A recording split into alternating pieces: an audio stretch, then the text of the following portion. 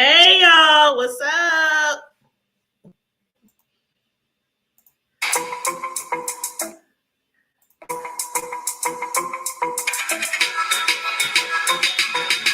You don't need Netflix, you don't need cable. Hop on YouTube, welcome to the hood table. Where we chop up local and globally, Vince vocally. You don't really wanna miss out on these conversations. Just joke a little, huh? Laugh a little, get that wine in your system, fill your glass a little. Expose current events, talk trash a little. You never know, these opinions might clash a little. Get addicted to the content, got them binge watching. You don't like it, think you want invited. Bet your friends watching in the house and your job parking lot before you clocking. They don't wanna miss a second of this HD content. Everybody think they got something to say, so it's an open invitation, bring it to the table. But if you come whack, just know we ain't buying in. We gon' probably turn you back and tell you sorry, try again. Yeah, welcome to the hood table.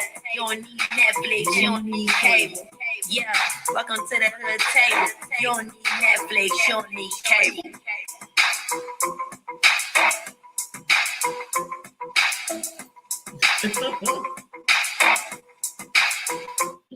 Hey, what's up, everybody? What's up? What's up? Come on in. Make sure you like and share the video in my Jay Wilson voice and share it out. Share it out if you can. But I just have to show that. That was so funny. I saw this on Facebook. Hold on, let me put it back up.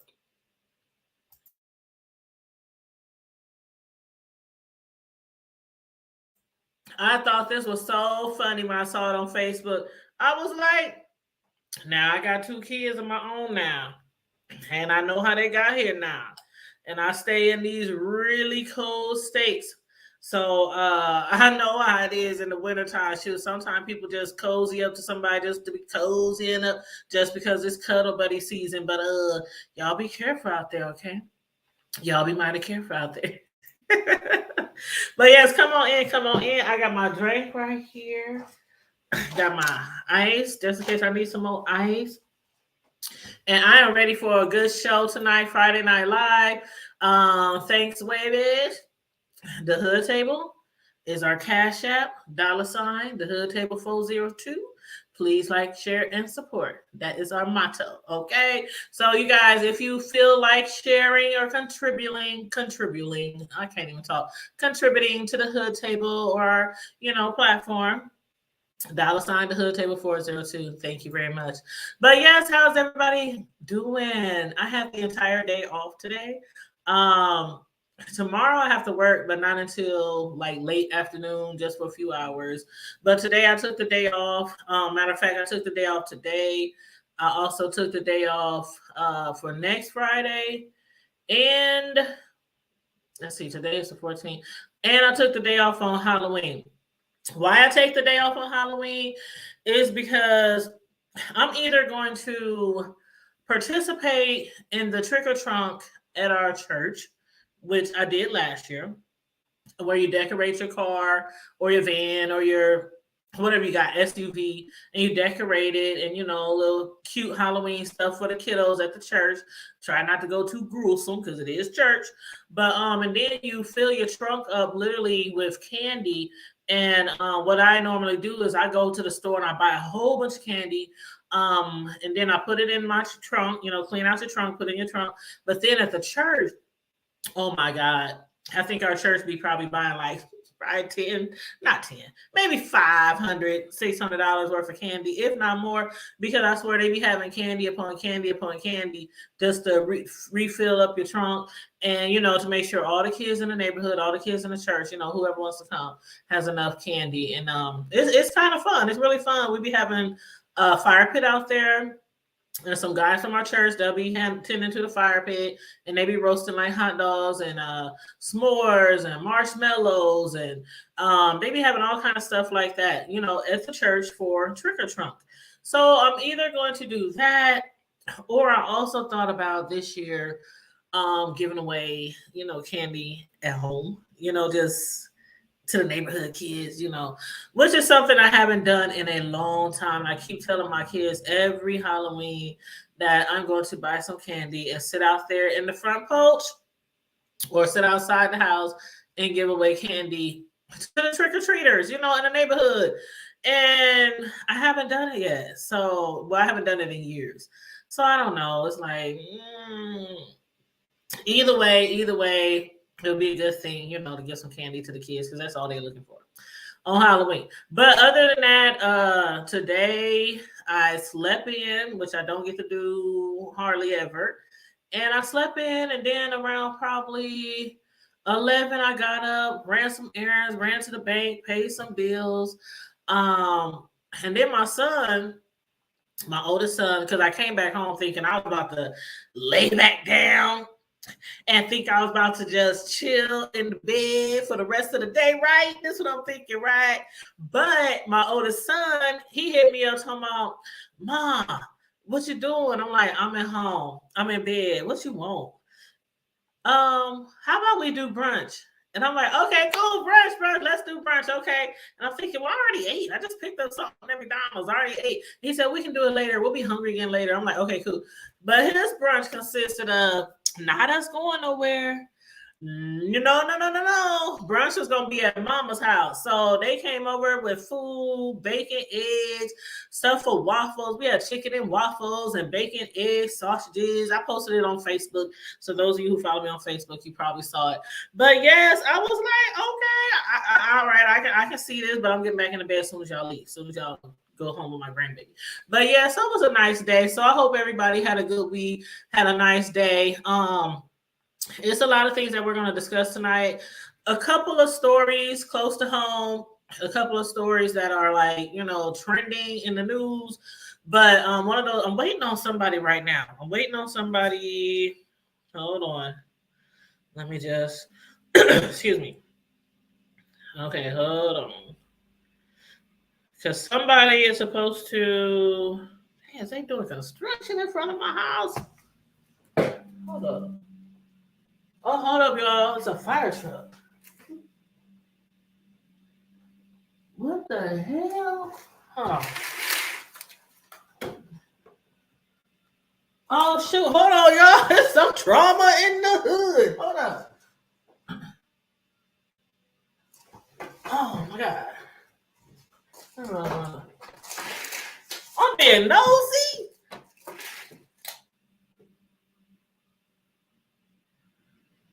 It's another fire truck.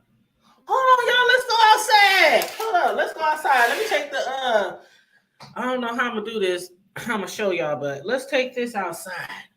Because there's fire trucks in front of my house. And yeah, I'm going to walk y'all through my house. Don't be looking at everything now. My house might not be totally clean, okay? I'm in my office.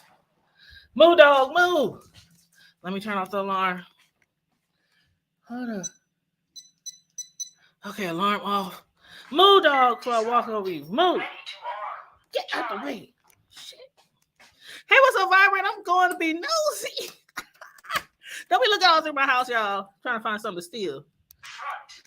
We say strapped over here. I'm going to let you know that. Hold up. They blocking off the street. Hold on.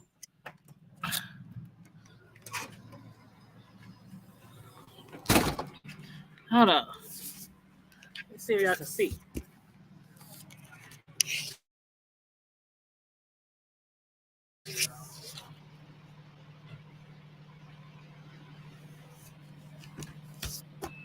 Can y'all see that?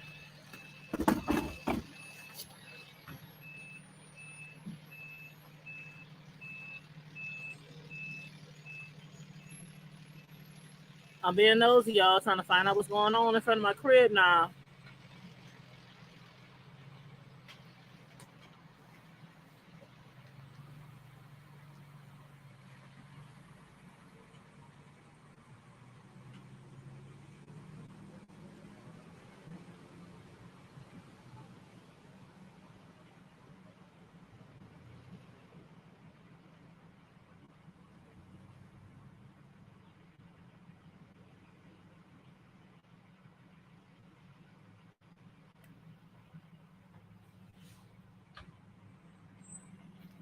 Ooh, child.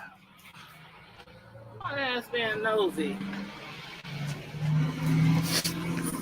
Okay, hold on. Move it, Buster.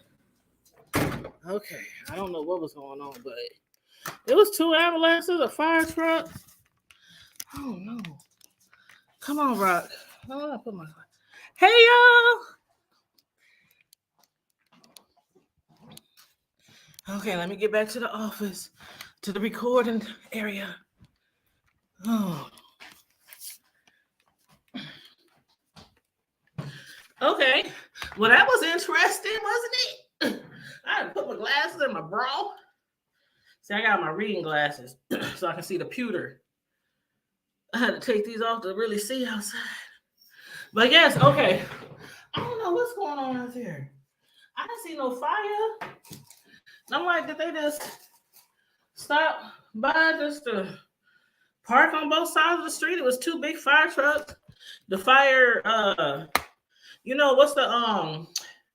what's the truck that the firemen drive? Don't take my phone.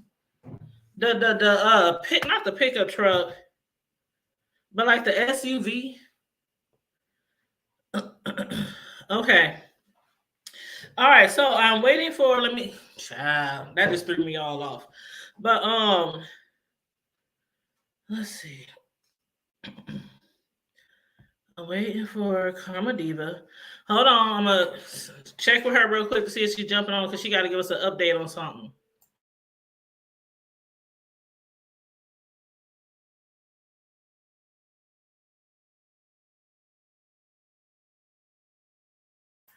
Okay, so Karma Diva is about to let me get a drink. Y'all, you okay? Don't judge me. Don't judge me. Y'all know y'all nosy too. If there's a police outside the house, a fire truck, an ambulance, hell, if you hear some gunshots, you probably still running to the door or at least peeking out the window. So yeah, I had to see what was going on. And hold on, let me see. I think I just got a notification.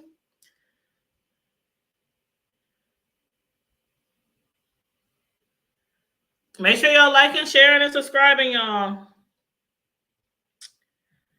While we wait for Karma Diva to jump on here, and then Sis Lo is gonna come on here too.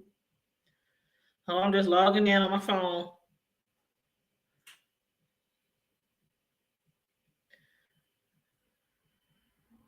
Okay.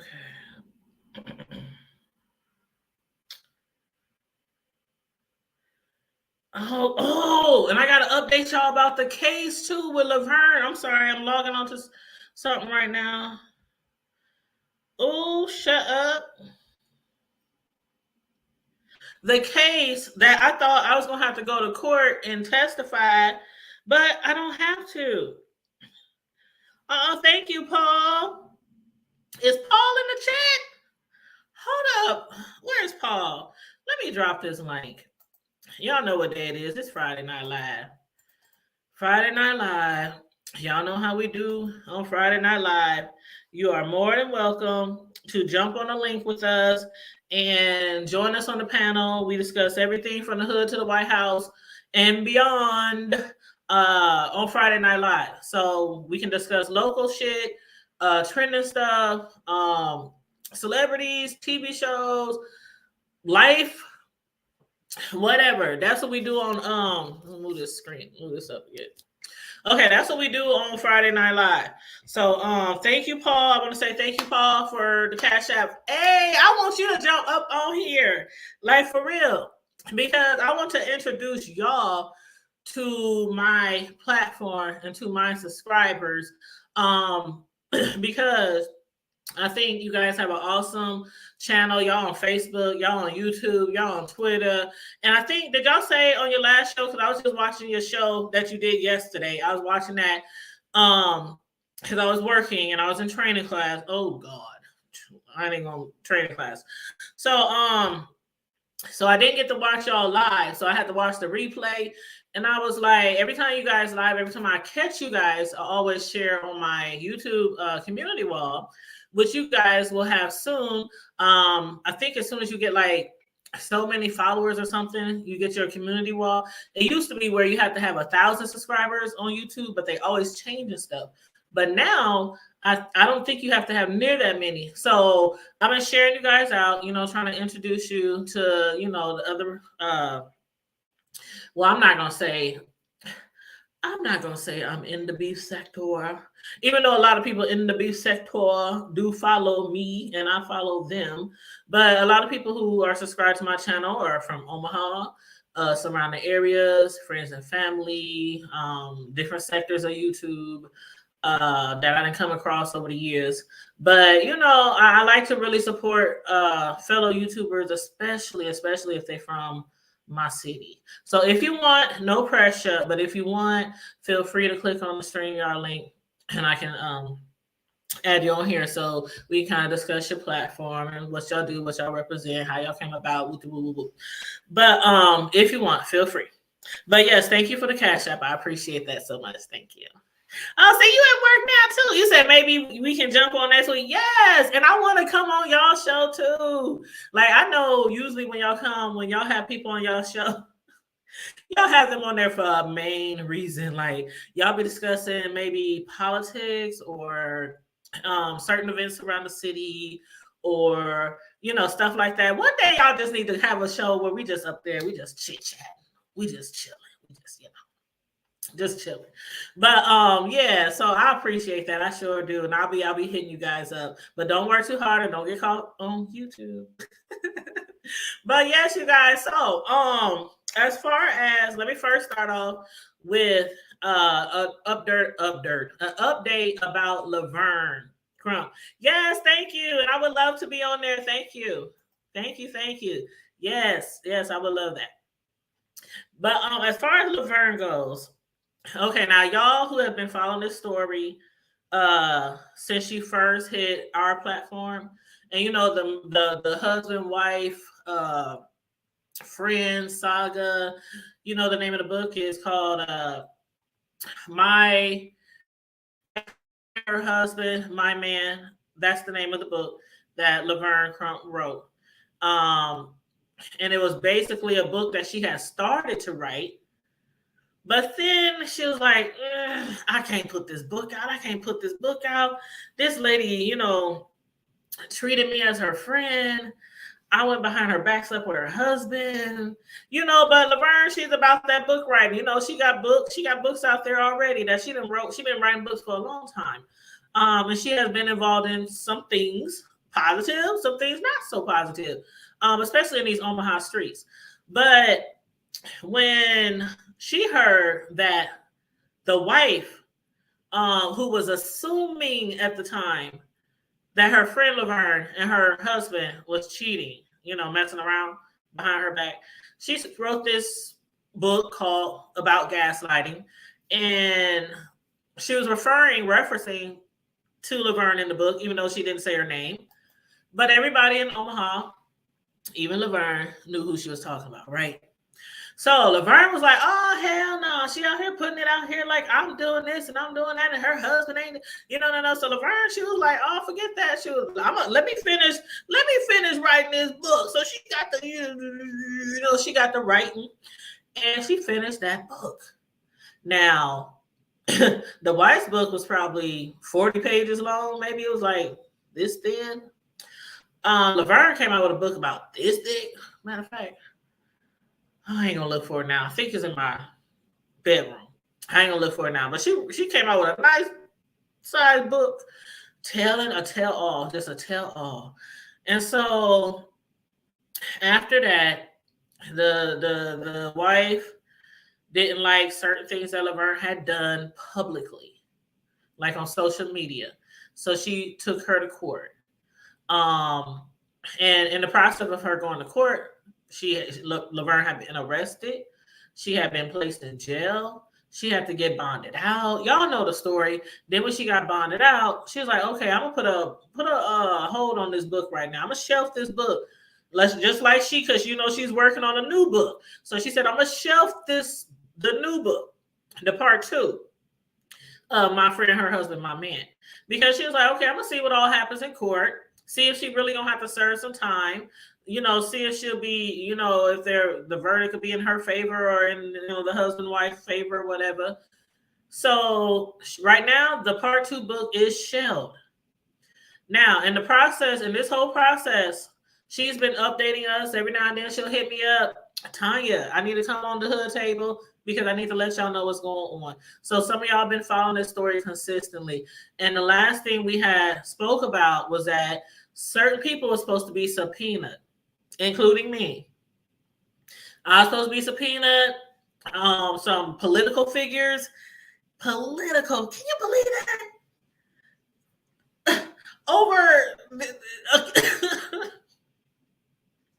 a case that deals with a wife having a friend and a husband who cheated together behind her back. This shit ends up in court. Not only was I supposed to be getting subpoenaed because I had them all on my show. I interviewed the wife first. I interviewed Laverne. I interviewed the husband. They all have been on the show. So I guess they figured she's close enough to the story. Let's subpoena her too. And then some political figures in our community was supposed to be subpoenaed, and some other people were supposed to be subpoenaed, but nobody basically wanted to go to court. Nobody didn't want to have shit to do with it. They was like, fuck this shit, I'm not going. You can subpoena me if you want to. And I even asked a lawyer, I'm like, dang, if I don't show up, will I really gotta go to jail? Like they do sometime in the movies? Because I've been close.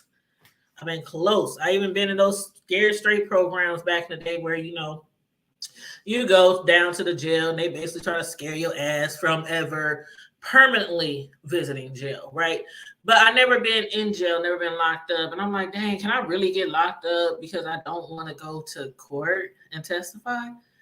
And the attorney was like, well, I don't know. It's kind of like a 50-50 chance because they said sometimes when people don't show up, they just be like, fuck it, chuck it. But sometimes if it's a serious case, they will put you in jail or threaten to put you in jail. They will put a warrant out for you and force you to testify. And I'm like, well, damn, if they do that, can I plead the fifth? So basically, I did not want to testify at all. I didn't want to testify. And so come to find out, Laverne called me the other day and she told me that she's taking a plea. She don't want to go through it anymore. She don't want to have people that she know going through it. She just want to be done with it, be over with it. She said, like, what do I got to do? She's taking a plea. So we're going to have her on the show to explain some more details about it. I don't want to give up all the tea, but she's going to, we're going to have her on the show soon so she can explain what kind of happened, because I think she was supposed to go to court today for her plea or whatever. So that is the update on my friend, her husband. My friend I'm telling you, I always get it kind of confused. But it's like the ABC community. I always get that kind of confused sometimes. No offense, no shade, no offense. No shade, no tea. But so it's my friend, her husband, my man. If you haven't read that book, I truly suggest that you read the wife's book first. I have a playlist titled My Friend, Her Husband, My Man, with everybody's interviews. And in all the links, it has the link to the wife's book on Amazon, and it has a link to Laverne's book on Amazon. So I would definitely, if you're interested in the story, I would definitely go to my playlist and watch from the beginning to the most current and check out the wife's book first, and then check out Laverne's book after you read that. And then again, Laverne is coming out with a part 2. Now that everything is over, now that she's taken the plea, she's going to pick back up where she left off on part 2. I am looking so forward to reading that book. And y'all know we're going to have her on here like always. She's going to come over here. We're going to help her promote her book and, woo. So that's that on that. Now, something else that we're going to discuss tonight has to do with something local. And I am going to have Carmel Diva on here. She just texted me and inboxed me and said, give her a few minutes. But she's very close to this story. We're very close to this story because when we broke this story, and that is, of course, the story of the Black man who worked. He used to work at Oriental Trading Company. A lot of y'all in Omaha, a lot of y'all in Iowa, surrounding areas know all about Oriental Trading. I used to work there way back in the day, and doing telemarketing, taking orders for people who want to place orders to buy all those different things that Oriental Trading sells. So I done worked there several times, way back, like in the 90s, like way back in the day. But Oriental Trading is still in existence. I think who used to be the old owner, Paul Watanabe, somebody Watanabe or some shit like that. But he was at work, and I guess he had got into it with a coworker, right? And so he must have been at lunch or on break at the restroom somewhere. And while he was away from his seat, from his desk, another coworker used some twine or used some string or something and formed it into the shape of a noose. And we all know what a noose is, okay? So he formed it and shaped it in the shape of a noose and put it on that coworker's chair, on his seat where he sits at work. And so the coworker came back, and when he saw it, he was like, "What the hell?" You know, I mean, he handled it really well. Because some of us, oh man, please, that man, the damn Oriental Trading would have been towed up for the flow up, furniture would have been moving. You know, they sell a lot of toys and trinkets and holiday decorations. Now that shit would have been all flying all over the place. But he handled it very well. And he contacted the police. He contacted his supervisors. He took pictures. He contacted his niece, Carmelita, his niece, and told her about it. And then she contacted me. She was so mad and frustrated and angry. She contacted me and she was like in tears. I can't believe what they doing to my uncle. I can't believe somebody doing this. This is year 2020, twin. You know what I'm saying? Because this happened 2 years ago. So this was in 2020. And she hit me up. I said, "Oh, hell no." And she was like, "Tanya, they ain't doing nothing. You know, he's scared. He thinks the guy is following him and stalking him because the guy, you know, he got suspended or something like that." So I said, "Oh, hell no. If they don't want to discuss it, we can discuss it right here on the hood table." So we discussed it, right? I'm thinking we discussed it like we do all kind of other stories. Paul said, "Ha ha ha." Yes, we discussed it like we do any other story. And so the next morning, I swear to God, the next morning, I usually get up around 6:30. I got to start work like 7:30. I get up early, you know, do whatever, all your morning stuff, straighten up. I know I work from home, but just because I work from home, don't get it twisted. I know some people work from home, they roll out of bed and they just go to their desk. No, I get up. I make me coffee. I fix me something to eat. I straighten my bed. I make sure my room is clean. I, you know, tidy up around the house. And then I come into my office and I get to work. Like all my computer stuff is to the side of me over here. And I get to work. But so I'm getting up doing my normal morning routine. And I'm hearing the door knock. I'm like, who the hell knocking on my door at 6 o'clock in the morning? Knock. I check my phone. And I got, you know, because I got an alarm, security alarm. So I'm checking my phone and I'm looking at the cameras on the outside of the house. And I see somebody out there with a big old camera, like a big old, hey, Karma Diva, welcome, love. I'm just giving them a little backstory on what happened with the story about to update us on. Okay. And so I looked out my window, out my camera, and I see all these news people, news trucks in front of my house. The very next morning, I look at my phone and I see all these phone calls. I got all these voice messages. I get on my computer and I got all these emails from all these newscasters and news station reporters. And I'm like, what the hell is going on? I'm like, we just talked about this shit last night, and I got the news people at my door the next morning. Now I'm kind of scared because I'm like, oh shit, why are they really here? And then I didn't want to open the door. Plus, it was too early in the morning. All these white people outside my door with cameras and microphones. And I'm like, okay, just leave your card in my mailbox. I'm talking through my Ring alarm. Just leave your card in my mailbox. So eventually, every news station in the immediate area was hitting me up to ask, can they speak to me or speak to the parties involved? And they also wanted to take a clip of my YouTube video discussing the story. So I eventually gave permission to, I think, was it WWT Comedy? I think it was Channel 6, or Yeah, it I was know it Channel wasn't 6. Channel 7. Yeah, it was Channel 6. And I Mm. eventually gave it to them. And the story grew legs from there.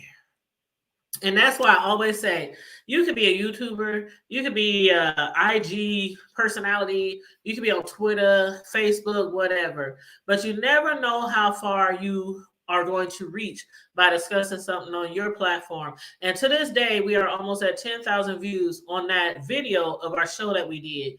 And as soon as it hit Channel 6 the next day, I said, now you can use our video Channel 6, but you have to give credit to the Hood Table. You have to, because y'all came knocking on So our for door. sure. Okay, you came knocking on our door. So, and that's exactly what they did. They said, now the Hood Table broke this story. And so they made sure that they showed our video and everything. They said Tanya and them from the Hood Table. So I'm like, yeah, thank you, thank you. But because I feel like when we use stories from the news, you know where they came from. You see it on the screen. It'll say the name of the station, RBXTUVABC, whatever. So we know, people know we got get stories from the news. So I want to make sure that they gave us a shout out too, which they did. But Right. the story eventually went to court, and I'm gonna let Karma Diva take it from here and let you know what happened after it hit the news and what's going on now. Go ahead, babe. So it's taken 2.5 years. This happened back in June of 2020. Um, and at first, I was going to the lawyer's office with my uncle. He wanted me present for everything, which I'm grateful for, to be able to stand up with him and stand for him. And we were going, and what has taken so long, because this case could have been prosecuted a long time ago, and life could have went on, but because this fell under a hate crime, they wanted to prosecute it federally, because they had just did that new federal hate crime. So they wanted to do it they wanted to prosecute it federally. Not only that, they wanted the right person from Washington, D.C., to come in and um, prosecute, to be the prosecutor on this case. So um, Biden, when he first got into office, one of the things he did was actually that new black judge. I can never think of her name, but he just swore in a new black judge for the Department of Justice, and that's who they were waiting on. So once she got wind of the story, it took on legs from there. Um, she and other lawyers from DC got involved, and this man, it pisses me off because he has never served an hour of jail time since all of this has begun. Never served any time. Um, he is for real crazy. If you heard what he said in court about black people ain't scared of Nazi stuff, but they scared of nooses, which is why he left the noose on my uncle's machine. Not only that, he knew he had to plead guilty because his DNA was already found on that noose he made. They had already, the local sheriff in Sarpy County, I wish I could think of his name, but he and his partner, they were awesome. But they sent it off for diagnostic testing because it was between this, what's his name, Bruce Quinn, and two other people that he hang with there at Oriental Trading. One of them is a supervisor, and the other one's just another guy that works there. And they all hang around each other. So they sent the DNA away to confirm which one of them it was. So once his DNA came back, he had no choice but to plead guilty. Um, I wish he would have. I mean, the thing is, he pled guilty. He can under this federal hate crime statute, he can serve up to a year in prison and a $10,000 fine. But like I said the other day, when I made my video and when I was recorded by Channel 7, I said, so he can serve up to, not necessarily get that year, but my uncle has been suffering for longer than that. He's been suffering longer than that year. And he's going to continue suffering. He's going to continue having anxiety and depression and fear every time he turns a corner somewhere or he sits in a restaurant, he and his wife. Because he thought he was being stalked or followed, and He right? was. He was. Okay. When when that man got fired, he started following my uncle around town. I mean, I don't know how he got my uncle's address, probably because his friend was a supervisor. And that's allegedly. But he was following my uncle around town. Allegedly. No, that part is true. He was following him around town, chasing him. And no, I was just repeating what you said when you said allegedly. I was just repeating what you said. Oh, I was saying allegedly that he got the address from his friend because he was a supervisor. Yeah. You know, we don't want to quote unquote implicate somebody who may or may not. We don't want to do a Tasha K child because I ain't got $4 million like Tasha K. I ain't got no much shit. I ain't got $1, so. I got $4. Okay. Shit. But yeah, the man is crazy. He was pissed at my uncle because he got fired, and it's like, but nobody made you make that noose and put it on my uncle's machine, sir. Nobody asked you to do that. What brought that to be in the first place? Because I was trying to explain earlier before you got on that I think either they might have had words before, or he just didn't like your uncle, or what brought it to that point in the first place. That, I mean, that's just some shit you just don't see every day. You walk around and look on somebody's seat and they black and somebody done put a noose on their seat. Not in these days. According to my uncle, he has had words with just about, and it's only about maybe 5 black people that work there at that on that shift.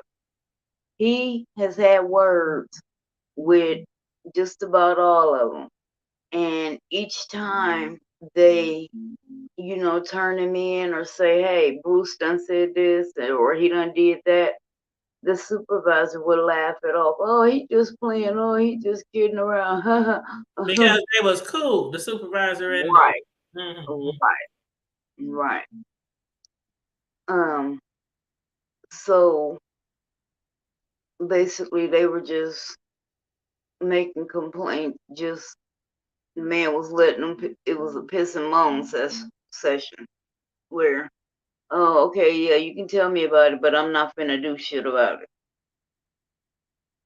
But thank you, Miss Hall. Yeah, my uncle, I have noticed the change in him, and anybody knows my uncle knows he's a big guy and he looks scary, but he is the sweetest, the nicest man you would ever meet. He loved dancing, which he can't do. And he's a like funny a big dude. teddy bear. Yes. And when I say he loved his family, he loved his family. And so when, naturally when he calls me and he says, "Hey niece, can you run a story on this?" Of course, of course. Can you come sit with me at the lawyer's office? Not a problem, what time? He is helped me in so many ways that he don't even realize. Like when my mom died last year, just him, he decided one day, okay, hey, why don't you and the kids come over? And him and his wife, when I said they cooked like it was Thanksgiving, I mean, there was ribs, baked chicken, fried chicken, greens, cabbage, just, I mean, whatever you could think. I was like, y'all did all of this. I was like, who else coming? And he was like, nobody, it's just for y'all. Oh. And I was just like, Uncle Keith, but I've been it was taking a whole bunch of leftovers home. Let me get some of them girl, okay. cabbages. They was trying, but I was like, I don't have no room for that food. But it was just so nice, so Yeah. unexpected that because I don't expect nobody to do stuff for me. I've never expected anybody to do stuff for me. Yeah, I do go out of my way to help other people. I do, but I never expect anybody to do anything for me, and I don't know how to accept a compliment or accept it in return. And that's something my stepmom has always said. She was like, you break your back trying to help everybody else, and somebody tries to do something for you and you don't know what to do. I'm like, I don't. Well, does he feel like, I know they say he can be facing up to 1 year in prison for basically what they're calling, it was a hate crime. It was a hate crime. And he did take a plea uh for And not placing let's for mention placing that the this news. is a historical case Hmm. because this is the first time that anybody under this new statute, this new federal statute, Right. this is the first time anybody has been prosecuted and found guilty of it in the state of Nebraska. Right. And he did So, plead guilty to a civil rights charge for placing the news on his co-worker's chair. mhm. So he did take a plea. They did say, like you said, he can face up to 1 year in prison. But what's the likeliness of him? Like what is your uncle? I mean, I know you don't want to give out everything, but do they think that he will really serve that year or um, I think he probably will Mhm. I hope because they of do. I hope they his, make an example out of his ass. that's what we And his hoping name is too. Bruce Quinn, by the way. Bruce And it's Quinn. in the paper. It's in the paper. But yeah, his name is And, Bruce Quinn. And I hope all the people who know you are right. totally like Disgusted with disgusted. you and turn their back on you and Yeah. leave you for dust in the Because wind. them are the type of people who be like, oh, I like black people. I got black friends. You know, I got that's five black friends, yeah. mm-hmm. But Yep. I think so because of his courtroom behavior. He was even creeping out the judge. His lawyer, he was just saying some of the most, according to my family. I didn't go to this hearing, but said he was just saying the most outlandish, wild, crazy shit, and his lawyer kept having to tell him to shut up,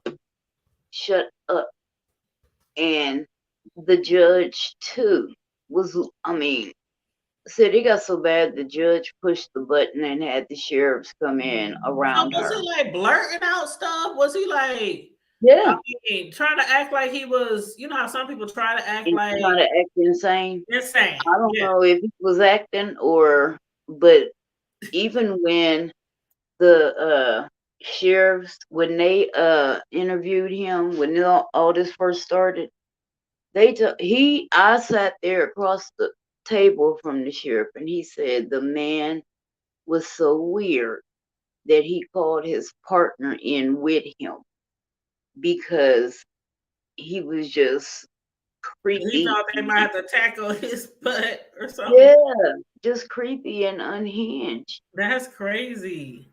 Yeah. And see, them to see, and you never know. I mean, if he acting like that in court, if he acting like that to a judge, like I would be just like your uncle. First of all, I ain't never coming back to that job. And second of all, y'all need to make sure he ain't, because if he think he's being followed and stalked and stuff like that, come on now. Somebody better protect me and my family. And hey, Sislo, welcome to Friday Night Live. What's So, crackalacking? Girl, Karma Diva is giving us the update on her uncle with the news story and everything. yeah. Right. So Hmm. anybody, what we are asking as a family and as members of this community and society, if you are in the city of Omaha or if you are going to be here, December the 2nd, Friday, um, come to the federal courthouse. We want to black that date. We want to black it out. We want to black that courtroom out. We want it filled with black faces so that they know we are not taking this bullshit laying down. We are taking this as serious as it is. Well, you know I'm And gonna be there. I already took the day off and got it approved. right, and that he has the Support. support of the community. Yeah. That hey, we are not gonna have this. This is not. I don't know what you thought was gonna happen, but it ain't gonna happen like this. And you know And what, Karma Diva? Do it's you at 9 recall? a.m. at the. Hold on, I just want to say it's at 9 Okay, go a.m. at the federal courthouse downtown. You need a government ID, which more likely it cannot be expired, so you can't come with no expired driver's license. It has to be current, and I'm saying they start Oh, at you need an 9. ID to go to. You better get in into the federal No, courthouse. I'm Yep, saying you have to have an ID to go to court now. yep, yep. Yeah, every And Oh, ever since 9/11, they card you when you go, especially in the federal I buildings. ain't know. Yeah. I ain't remember being carded, and we was at the whole doggone trial for Joshua Keto for that murder. I Well, don't some think state, it's I don't think. federal. some I don't know. yeah, some state Oh, buildings because might not do it, but the federal buildings definitely oh, do. okay. Well, that might have been a Mhm. difference because it was a federal. Okay, okay, Yeah. okay. I got you. Okay. But it starts at 9. But I'm suggesting if you are coming and you want to see, you might want to get there earlier than 9 o'clock. I'm gonna be there But at 6 o'clock. well, hell, you won't be there long because I'll you. be there with a sausage, egg, and cheese muffin. I'm gonna have a sausage, egg, and cheese muffin and a caramel coffee for caramel. And we are also going to we are going to make some signs Oh, that'd saying be that nice. his life matters.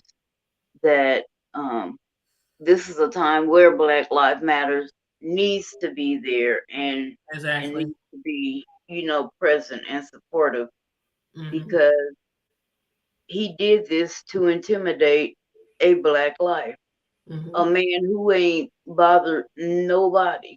My uncle Hmm. never bothers anybody. Yep. And that man And knew what he was doing because, like I was saying yeah, before you got on here, certain people would have told that Oriental trading inside and out.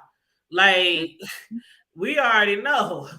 But I'm mm-hmm, like, I said, I gave a shout out to your uncle because he handled that perfectly. Like the whole mm-hmm, situation, contacting the right people, he handled that perfectly, so that yeah.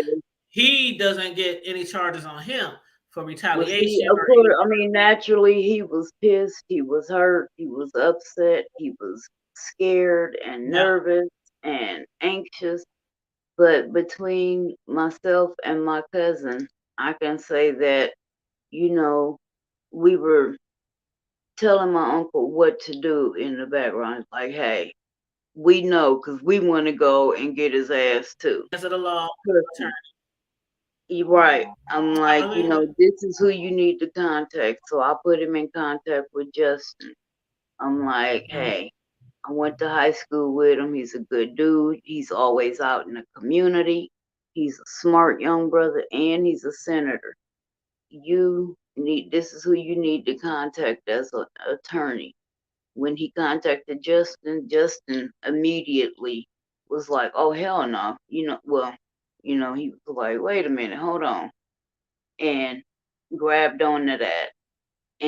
But he had other duties as representing other clients and being down there in the Senate. So he also put us in contact with some other lawyers who could assist and be more hands-on. And we appreciate him so much for all that he's done for my uncle and my family. Yeah, shout Um, out to Justin. yes, Senator Justin. Senator Justin Wayne. That is a good young man. That's a good man. Yep. And you got a question from the chat from Ms. Hall. You see it? Okay, let me see. She said, "How long was the man working there before they fired him? Do you know how long he was there?" That I don't know. I know he had been there some years too, because as a matter of fact, when he put that noose on my uncle's machine, that was the anniversary of my uncle. That was his work anniversary. That was his 4-year His work anniversary of work. anniversary. Okay. That was his Mm-hmm. 4-year Well, because I anniversary. remember he was saying he was just happy and excited about reaching his 4 years, and then Yeah, that happened. Yep. yeah. And Yep. then to walk in and see that bullshit, that kind of stops you dead in your tracks. And then you like I said, it's not that many people that work the overnight shift as it is. And then for it to only be like 5 black people, it ain't one of them. Right. And then, you out there in La Vista, which is Sarpy basically the boonies. County. Yes, Sarpy County. And those of us who live here, I and don't like to most be of out us there who at are night. black, I don't like to be there in the daytime. those of us who are black and brown, Mm-hmm. no, you don't want to fuck around in either Potawatomi or Don't Sarpy even get a County. speeding ticket over there. Mm-mm. Right, in neither one of them counties. Yep. But I have to give it up to the Sarpy County deputies, because they were on it. Not the Sarpy County Police, yeah, or the La Vista Police. They initially dropped the ball, but Yeah. them sheriffs, oh, they were on it. They Well, were that's on good. it, and I have to give credit where credit is due. Yeah. Yeah. You have to. Because and Yeah, that's why I was gonna say, remember when remember when we broke that story, right? And then remember when the other black lady came on our show because she wanted to speak to us too about her situation with the news? Do you remember that? At the yeah, Audemars, yeah, Council yeah, yeah. Bluffs? Okay. I remember. And nothing ever, it didn't go nowhere where your uncles went. And of Mm. course, she's not happy about that. I haven't talked to the lady in a while, but I can imagine that she wasn't happy with that. She was very upset, stressed out. She quit her job and things like that. And she was like the top salesperson over there at the Automart 150. I think that's the name of it. Mm-hmm. In Council Bluffs, selling cars and stuff. So that's why I want to say, this particular story, this particular situation, I hope they really do make a example of him, because I think they dropped the ball in her situation. And then also you have to be because the guy kept persistent. saying, "Oh, that wasn't a news. That wasn't a news. That was, that was." It did look like a news to me and to a lot of other people, but they didn't. She didn't get the same fair treatment that your uncle got. So I really hope they make this. But she needed to be persistent, and I'm not gonna place all the blame on her, but in stuff like this, you have to be vigilant. You have to. You have to keep your foot on their necks and bring noise and bring attention to it. And I remember there was protesting. She was doing all Mm-hmm. that. I remember there was protesting for months. They was protesting. They were, just all kind of stuff. Talking to people, interviewing people, and I don't know if she contacted someone like Justin. She lives here, so I don't know who she contacted on a lawyer level, but I do remember her doing a lot, to gain attention to the situation. Mm-hmm. But maybe we could bring her on for a, update. Yeah, because I really would like to know, like, because I haven't heard anything about it.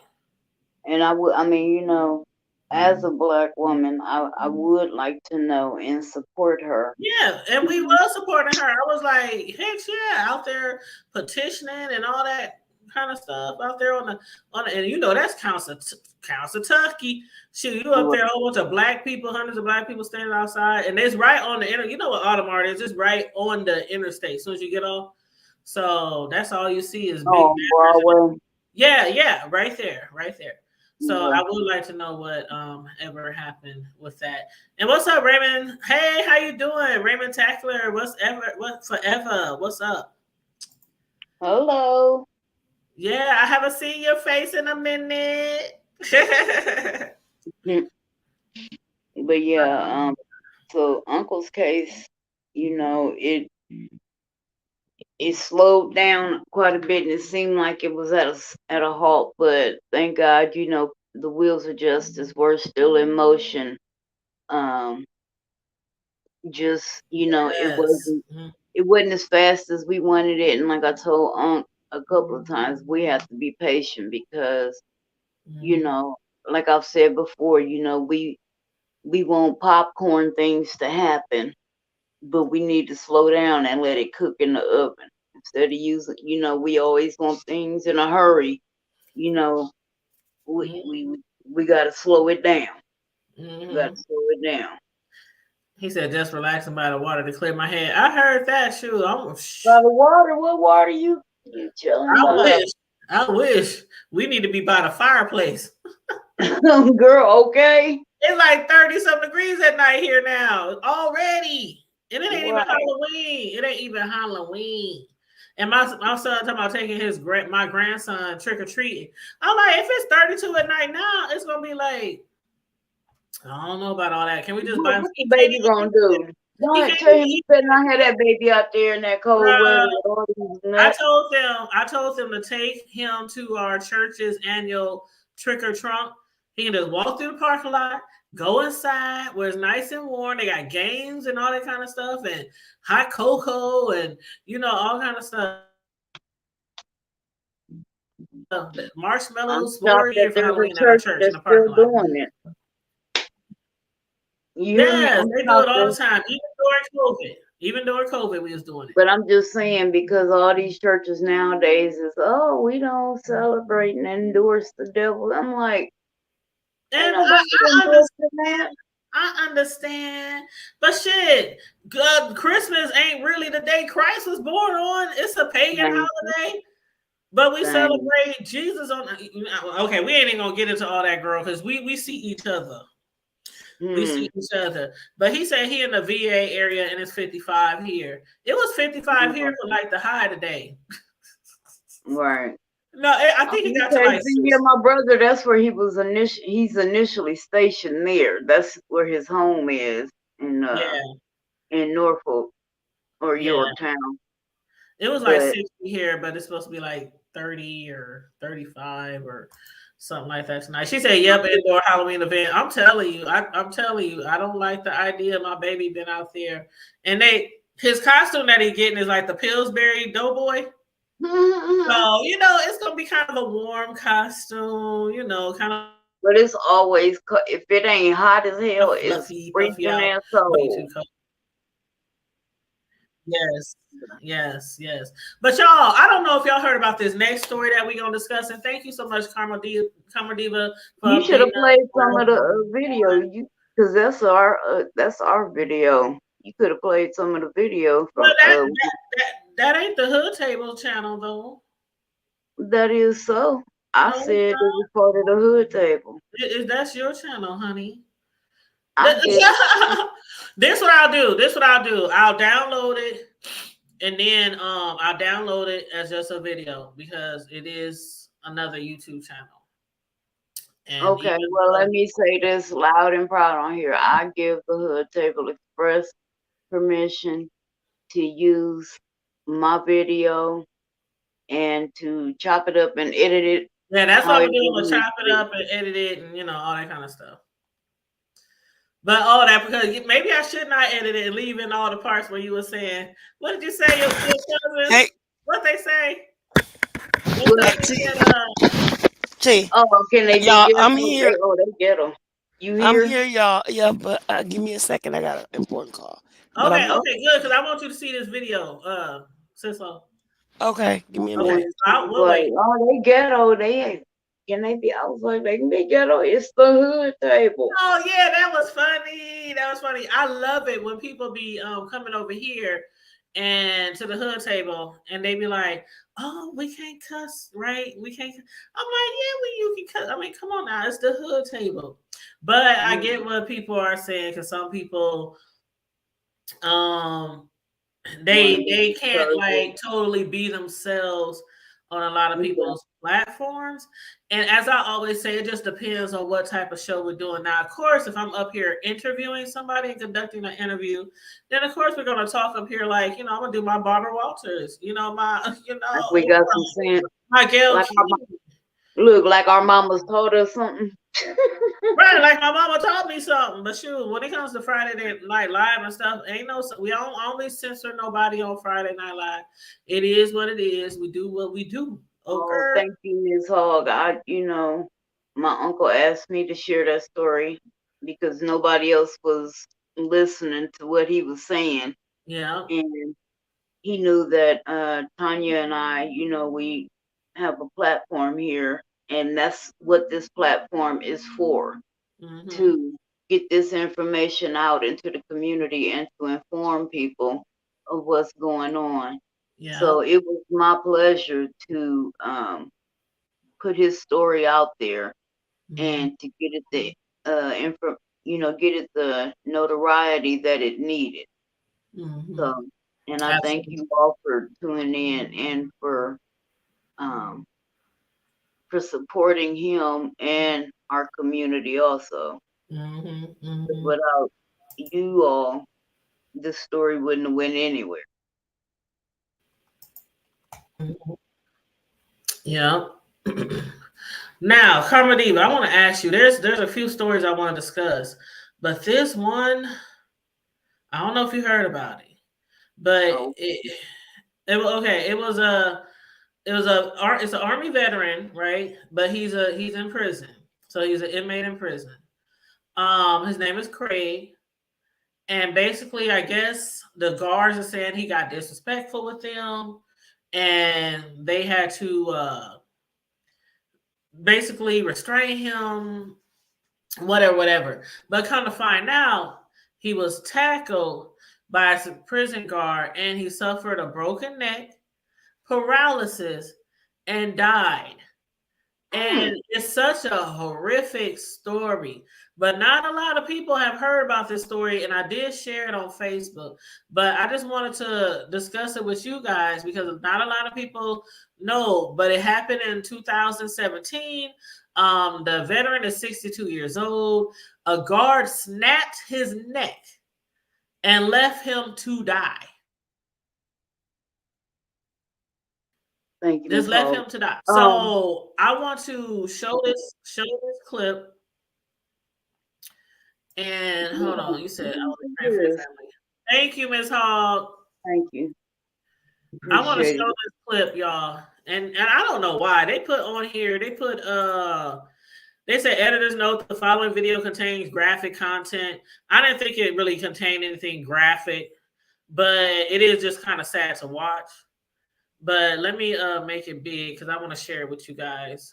But this is I try to bring some stories locally and some stories that we probably never heard of to our platform when we do our Friday night shows. So I thought this was something that I, thought people should see. Okay. So let me go ahead and share this. But this ain't the story that I want Cisco to watch, so she can come in late on this one. That'll be fine. Mm-hmm. We still love you, Cisco. We still love you, girl. We still love you, boo. Okay, here we go. So let me make it big. Let me move Miss Hall's comment. I'm gonna make it big so y'all can see. And I'm gonna mute myself.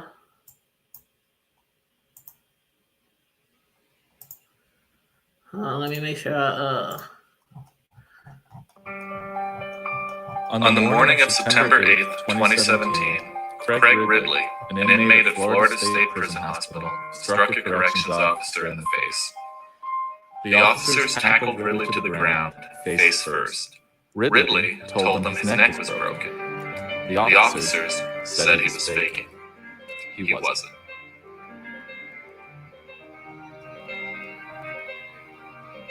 Sergeant Meadows was attending counsel with him about his attitude getting up to go to work for food service this morning, at which time he struck Sergeant Meadows on the left-hand side of the face. I assisted Sergeant Nettles in placing an inmate on the ground right here. At this time, the inmate's refusing to walk to go to medical for his post-use sports physical and pre-confinement. Got a wheelchair on the way.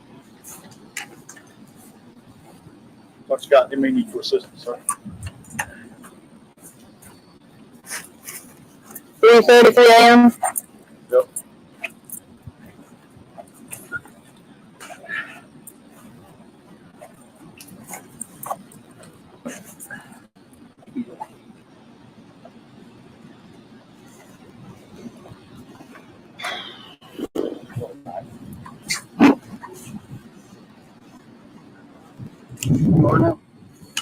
Don't let it fall out. Don't let it fall out.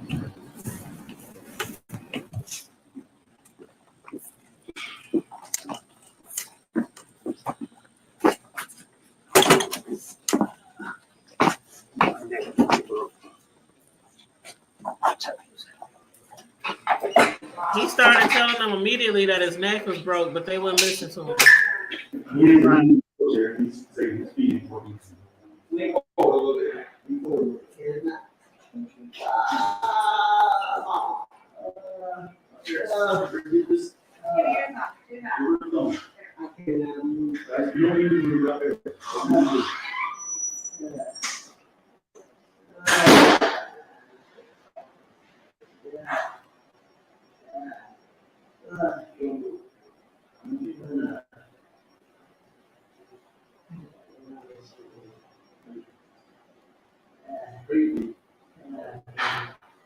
Please get it back. Please, you get the reading on your hand. The longer the time, the longer it's going to take.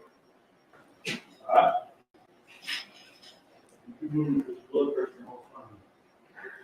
Realize. I'm gonna cuff you, okay? Once you put your hands in front of you, after I uncuff you, okay? I think I remember hearing about this. Yeah, they told him if your neck was broke, you'd be paralyzed, and you ain't paralyzed.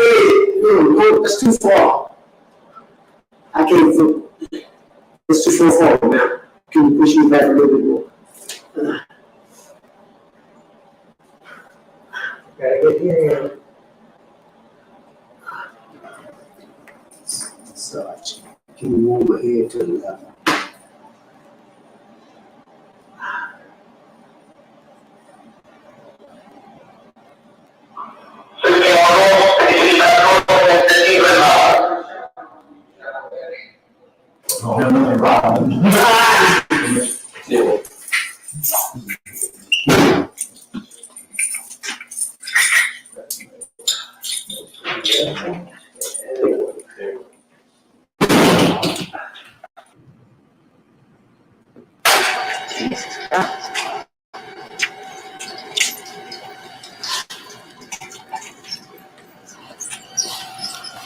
Stop.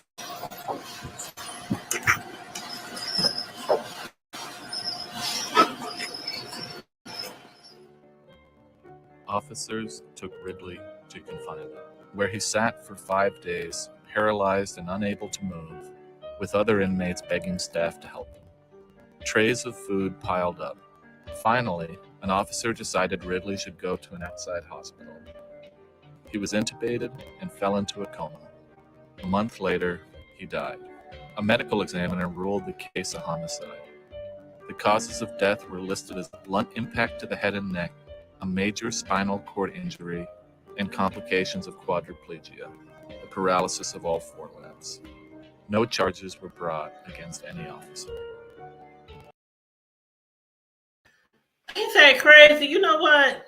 I remember hearing about this. I remember hearing about it, but I didn't really like. I don't know why I didn't really like research it, or you know how sometimes you just hear about shit and you just like, oh, okay, you know, because there's so much Mhm. stuff in the news. But boy, I'm telling you, when I tell my sons or anybody who listens to me that is young, you do not want to go to prison. Like Mhm. the way I know that they aren't supposed to treat you like you God.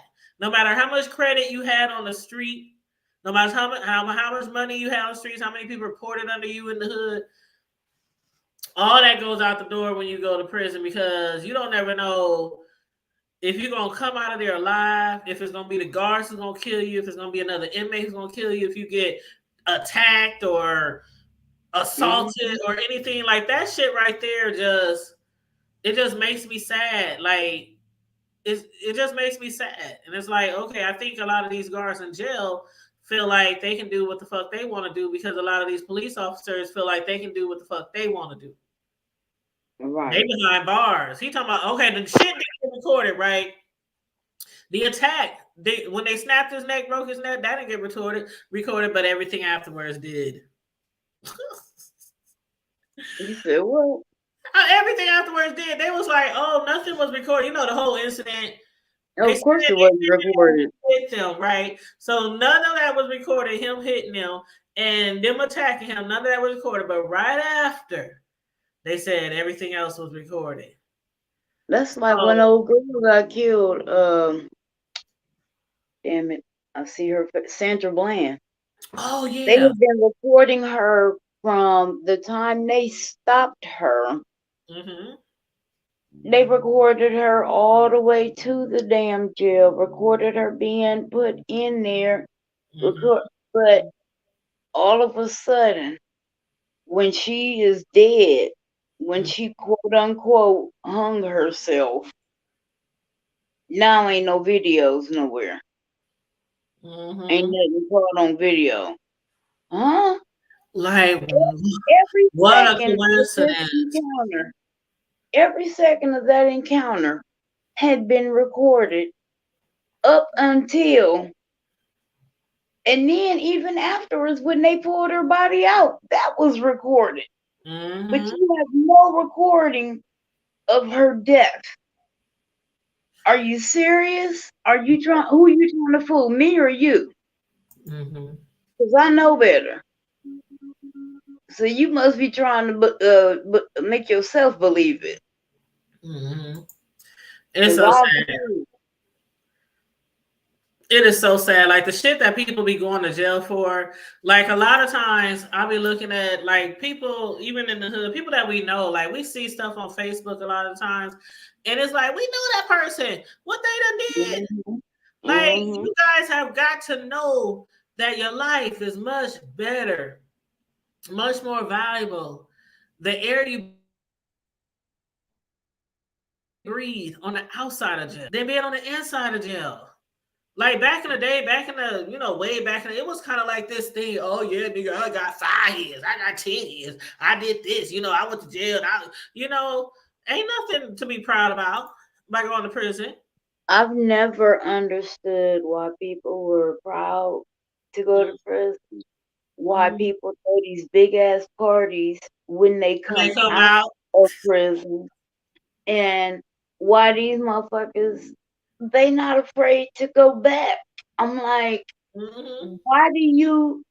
what is in prison so wonderful that you are giving up your freedom to be in there? What? Why do you want to be locked up with a bunch of men? Unless, and Especially if you really adore females. even then, even if you are homosexual, I don't know too many of them that want to be locked up in there either. Just because there's a bunch of men Yeah, don't with a mean whole that bunch of they're attracted to unfamiliar all of them. penises. Yeah, just With a because whole they bunch don't of mean unfamiliar they're attracted. penises, okay? But I don't get why you continue to go back and forth in this revolving door of prison. I know some people, because they started out their lives in prison so young that that's all they know. I get that. There are some people who are that way and they don't know how to function in normal society. I get that. But there are quite a few, most of them are not like that. You've had your time out here on the streets and this and that. So why are you so anxious about going back to that mud? I don't get it. I don't either. Like I said, I didn't have my scares back in the day where I was out there just doing whatever as a young person who sometimes didn't have a care in the world, but let the sound of jail, shit, that care in the world became a, okay, you know how you tell your mom and dad, I won't do it anymore, I promise, I promise, I promise, I promise. Right, but see, I love my freedom too much. I'm not finna be going back into jail. And I done told people over and over, I'm too cute to be in jail. Period. Girl, I'm too cute. man, I'm telling you, it did not. Shit. I ain't trying to go to jail, but I know somebody who deserves to be in jail. Girl, did you hear about the story? And if you have any stories you want to talk about or anybody in the chat, y'all know y'all are more than welcome because that's what we do on Friday Night Live. We discuss stories, we discuss our own lives sometime, and just chit chat sometime too. But did you hear about the little boy who's 8 years old? His name is Jason Charles, and he is in intensive care right now at the Arkansas Children's Hospital, recovering from burns across the back of his body. His body has 80% burn. How do they say that? 80% of his body is covered in burns. Now, they don't know exactly what happened, at least, for the last time I checked, because this story just hit yesterday. But an Arkansas family is demanding answers and accountability after their 8-year-old boy was severely burned. Evidently, he went over his friend's house. White people. He went over his friend's house because they were supposed to go to Magic Springs the next day with his friend. And when he left home, the white people home, he came home with 80% of his body burned. Now, no police was called, no ambulance was called, no rescue squad, nothing was called by these white people. Now, was the kid complaining of pain or anything? Girl, listen, girl. They said Jason and his friend was roasting hot dogs when a fire erupted. They said no one at the friend's home called. The family believes Jason's race played a role in the lack of urgency in his treatment and attention to this case. His mother said that her son called them and hung up. So his father called back and he heard his son screaming in pain.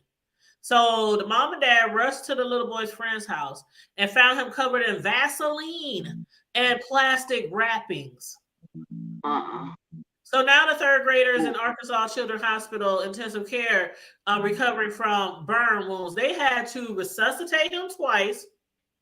He's breathing through a tube through a ventilator.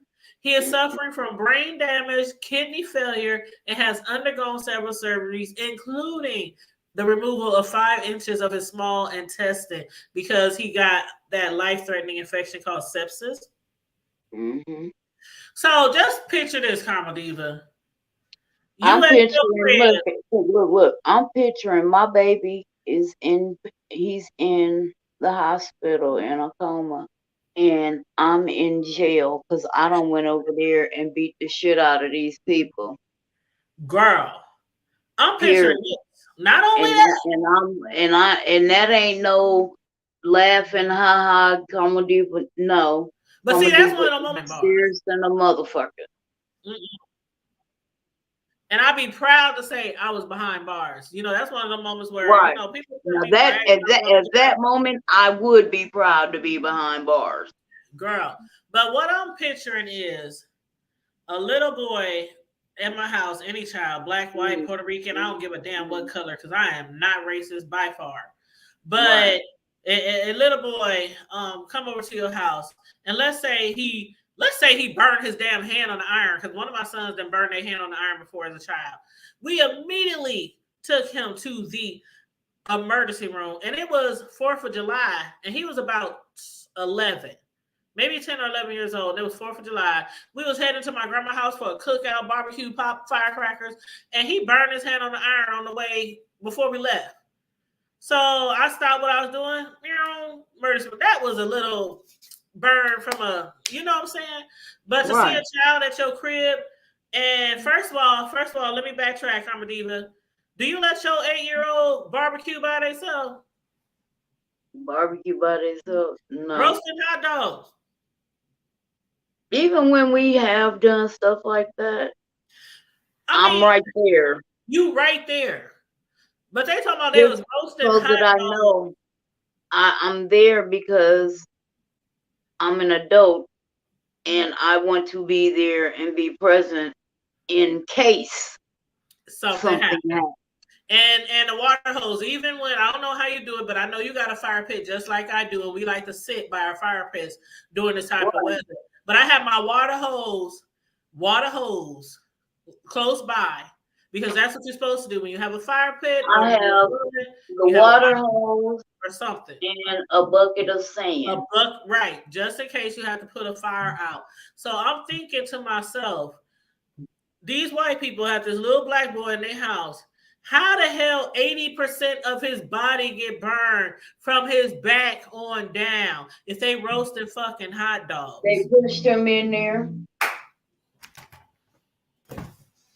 Or the little boy did it, and they trying to cover it up. Like, who in their right mind stops what they doing and says, oh, get the Vaseline. Oh, let's wrap them up in plastic. 911 was not called. Rescue squad was not called. The boys tried to call his parents, and the phone hung up, which means they hung up the phone while the boy was trying to call his parents. And then they sent the boy home. Girl, like I said, when I went to go retrieve my child, the mama and the daddy was finna get their ass whooped too. It'd be some furniture moving. It was finna be some smoke, some real smoke in the city. Oh, it would be, Jesus. I'm telling you. Hey, bro. We don't play with our kids, Lord knows. You know how I am about my children and about, you know how I am about all the kids that be in my yard. And you know what's funny, when your kids, when you be talking stuff like, certain things, and your kids be saying shit like, man, if that was my mama, it's like your kids even know how far you will go for them. My kids know that there is no limit that I won't go to protect them and to make sure that they are done right by. Like I said, last year when that big ass woman come over here and her daughter had been starting all that shit with the kids that's usually over here, like I told the lady, keep your daughter on your block, because the little girl didn't even live over here. All the other kids live over here. Keep your daughter on your block and it won't be no problem. But then she had the nerve to come up the next day and be in my child's face yelling. My daughter called me and she said she just sat there and told her friend, it's about to get real ugly. And she was right, because I got issues with my balance and walking. My daughter said, Mama, I don't know how you made it from the porch to the parking lot that fast. Because my babies was involved. And that big bitch, when I say a big bitch, she was a big bitch. Like 320 pounds. And your big ass is standing over my child yelling. No, bitch, you got life all completely fucked up. Because, see, I'm the mama here. You come and talk to me. You don't say a motherfucking word to my child. You don't say monkey shit, piss, cat, dog, nothing to my baby. You come and talk to me. And as a matter of fact, like I told her, you got a problem with any of these kids out here, you come and talk to me. Because the siblings, the little boy and the little girl, they brother and sister, and they parents don't speak English. That little boy, his grandma take care of him. So she can't get around as much. And then that one there is mine. So therefore, all these kids out here is mine. Now, you keep your crazy ass daughter on your block and it won't be no problem. But you and her come back over here starting shit, I have no problems fighting a kid. So you and your daughter can get fucked up. Man, Don't I'm let telling me- you, I sat and I watched this story and I looked it up in different areas of YouTube and I read different articles, and the only thing that I can come to the conclusion is I think maybe, and I could be wrong, but I think maybe the child, the 8-year-old white boy that the black boy was visiting, it sounds bad to think about it, but what if they were just monkeying around? You know, I don't want to say they purposely threw the child or purposely got him in the way of fire. I want to say that maybe there's a I mean, I think maybe possibility it might have been some they monkeying. were just playing My child and can't the cook kid on the may have stove. fallen. My child can't do a lot of shit by themselves when they was around that age. When my child was around 8, I'm telling you, it's so funny. I'll tell you, I was one of those parents, but when they was like 5, 6, 7, I let them take baths by themselves, but I made them keep the door open. They could keep the curtain, but the door had to stay open, and every like 3, 4 minutes, I'd be yelling, "You okay in there?" They be like, "Yeah, mom." They play with their toys, splashing bubbles, splashing. They doing I their thought thing. I was the only one that did 3, 4 that. minutes. I let them shut the door, but it had to be cracked. No, And that door was wide open like the Red no, Sea. I let them have it cracked for the simple fact that yeah, they want their little privacy, They but ain't getting no damn also privacy. Nope. no, but also it keeps That's the what the heat curtain in for. here. Think about getting out of the no. When you get out of the tub, it'd be cold when you get out that water. I ain't give a damn. So, That door was not about to be shut because and then like I was not even saying, "Are y'all okay?" I'd be it like, "Are you wasn't alive?" latched. I'd be like, "Are you alive? Are you breathing?" I would say all kind of stuff, and they'd be like, "Yeah, mom. Yeah, mom. We okay. We okay."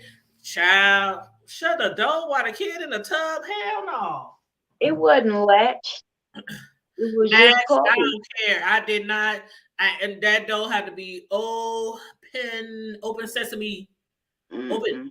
Like, no. And then I had to make sure for my comfort, I had to make sure because kids do shit. They be under the water. They be laying under the water, putting their hands under the water, seeing how long they can be underwater.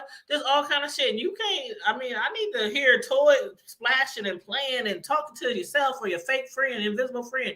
I got to hear all that shit. But with this particular story, don't mean they was under there, but let me get my cord. Hold on, y'all. it just that's heart wrenching too. And it's scary because that's crazy because my daughter just went to her first slumber party, 2 weeks ago, and they still talking about it. How much fun they had and this and that. And I think back to when I was little and we had slumber parties, and it was always so much fun, being with my friends. But because I watch too many damn crime shows, and I was telling my daughter about, and she was looking at me like I was crazy. But there was a reason. I was like, "Here, take this taser with you. Keep this knife inside your pillowcase." And she was like, "Mom, where do you think I'm going? What do you think I'm doing?" I don't give a shit where you're going. I could go to sleepovers. I've seen too much stuff on TV. I've just seen too much, and like I tell them when they leave in the house, I cannot make another you. I can't get another you. There's not a store I can go to and say, "Hey, let me get another baby diva." And even if you think that you know that you are sending your child to somewhere safe, somewhere where they be protected, somewhere where somebody will treat them, maybe not like you, but as close as they can to how you would treat your kid. Shit Right. still happens. Shit still happens. And it's just crazy how it happens. But in this situation right here, I can picture the father, the mother running over to that house, knocking the door down.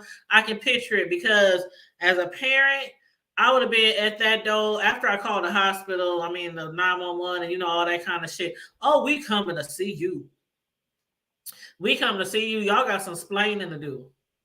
Oh no, see, I would let them know when the rescue squad is en route. Send the Let's police. stop by their house because we're gonna need to pick their asses up because they're gonna be on that back of that damn rescue truck too. Because how you not this boy who applied whose idea was it to put Vaseline on? Who applied the Vaseline and saran wrap? Who did all of that? Let's start there. And how you as a parent don't know any of this has gone on. Hold on, let me hold on, let me pull this picture up. I don't want to see it.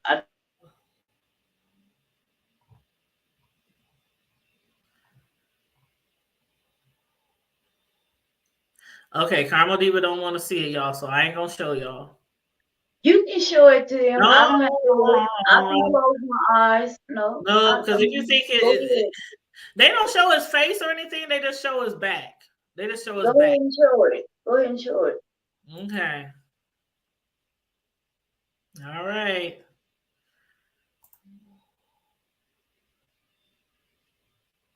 Just tell me when you take it off. Okay.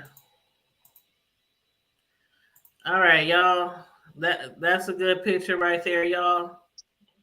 I'm not even gonna leave it up here long. But that's his back. That's the little boy's back.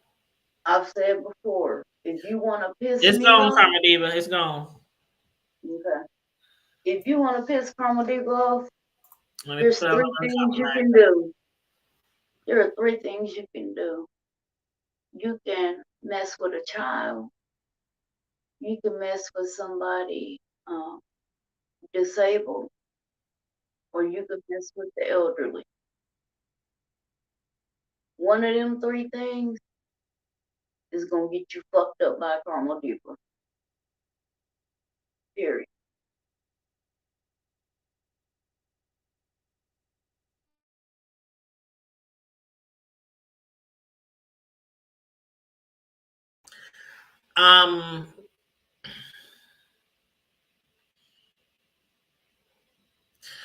I'm just telling you, Karma Diva. I'll be like, okay, where my bro at? Where he at? Because what did he call us?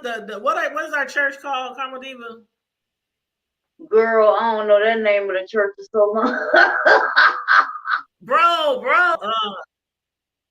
Sislo, and I don't know where Sislo went. She said she went to take a phone call. And I think she done went to the stove. Right. All I know is back in the day when we was in Proud to Be, and we used to remember Katrina used to do the church update. I was always we had some epic times in Proud to Be from our group. And you know that group is still around, right? Is it? But they don't have nowhere near. I'm sure they nowhere near as fun as when it first started taking off. It started 12 years ago, and us vets was in there. Oh man, we used to be up all day, all night, 2, 3 in the morning. Talking about we got to go to work. Why we still in this damn group talking shit all night? Right. We would have storylines that just, man, it was. We formed a family in that group. We literally formed a shout out to Shane Nunn. Shout out to Shane Nunn who created the group. Right, it is big head ass. Yep, he created the group like 12 years ago, 12, 13. I think it's going on his 13th year. Yeah, something like that. Yeah. It Mm. was, we had a family in that group. We had genuine love for one another. And, I have formed, through that group, I have formed some of my best friendships that I've ever had. Yeah, a lot of the people that I met in that group, I'm still cool with to this day. Like when I had my housewarming party after I bought my house, a lot of people from that group came to my housewarming party. And we haven't seen each other in a long time because of COVID, just life period. But it was a nice, to see a lot of those faces that I haven't seen. Because from the Proud to Be from North Omaha group came our grown folks group. Right, So a right. lot of the people kind of rolled over into our grown folks group. So yeah, it's kind of nice. We done made some long lasting relationships from the group that Shane created. Proud to be from North Omaha. So kudos again. But yeah, what's this? October. So yeah, they had their picnic this past was it September or was it August? August, usually. August. Yep, they had it this past August, and next year is going to be Omaha Days. So Mhm. again, they're going to have the Proud to Be from North Omaha picnic again. Like Yeah. it's usually like the same weekend as Omaha Day. But and then marking them, they have their dozens of cousins. It'd be so much shit going They on. do that every year. And Yeah, they that's, do that every year. Like, oh and my they god. are, if I'm not mistaken, they are the largest Mhm. black family that has In Nebraska. continuously had a reunion Mhm. in the United States. Now, as They far as the have a reunion reunions, every they year. got the award for continuous reunions, but as far as the largest family, that's in Nebraska. So they got that in Nebraska, but as far as their continued consecutive reunion year after year after year, they are on like their 104th or 103rd. I don't know, but I know it's in the hundreds. Yeah, I think And it's the 103rd. story of it, if you look it up, I believe you can Wikipedia it. Oh yeah, I know But the story. the Yeah. story is beautiful. Mhm. That the mom had those kids, she had her sons, and she made them promise to always stick together and to get together every year. And them and their children have continued that tradition since then. Unlike some families, because I swear we had people in our family who told us the same thing. But as soon as We we try to do it try in my family, we can't. but Our see, family, like ooh, child, I ain't even gonna speak about my family. Go ahead. my family in Texas, we're like that. We are, I mean, let me see. I'll just start with Papa Tommy and Mama Daisy. Mm-hmm. They had 12 kids. My great grandmother is their oldest daughter. She had 12 kids. Her sister beneath her had 10 kids. That's just two kids with all of them grandkids. Think about that. And then all the other siblings and their kids. And I mean, when we get together, we literally have to rent out like a lake or something like that because there's so many of us. But I'm so proud when I do get to see my family. We are huge.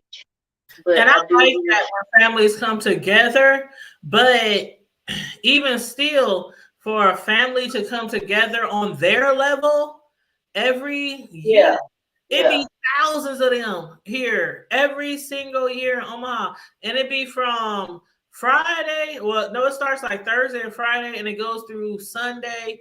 And I mean, they pack the Mhm. lake out. That's where they meet up. Is at the lake, and every family, Yeah. I love it. Every family, generational wise, from each greats, they have their own tent. So it'd be like 13 tents around Carter Lake, and for to show every child, the See, greats. the way we do it is we Beautiful. It's nice. we start from Papa and Mama, and so like my great grandmother, we call her Medea. Mhm. So all of Medea's kids and grandkids and whatever, We all wear blue t-shirts. All Aunt Tilly's kids wear purple. Aunt Lula's wear green. You know, so, and we have done that since we started having these reunions. And that we know what branch of the family you are from. That's what I But meant to we, say. Each bring their own tent for the dozens of cousins. Because they call it the dozens of cousins because it was 12 of them. So they call it, it's 12 branches. So that's where yep. they got the dozens of cousins from. But I know they're on like year number 1,103 because before COVID hit, girl, I'll be dead. But before COVID hit, because you know, a lot of people know I'm a personal cake decorator. Before COVID hit, I was making their cakes for their Christmas parties and for their annual reunions. So the last cake I made before COVID was their 101st anniversary. So yeah, this got to be the 104th one that's coming up. But then I made their cakes for the 100th anniversary. Then I made their Christmas cake several years in a row. But yeah, it's a long time.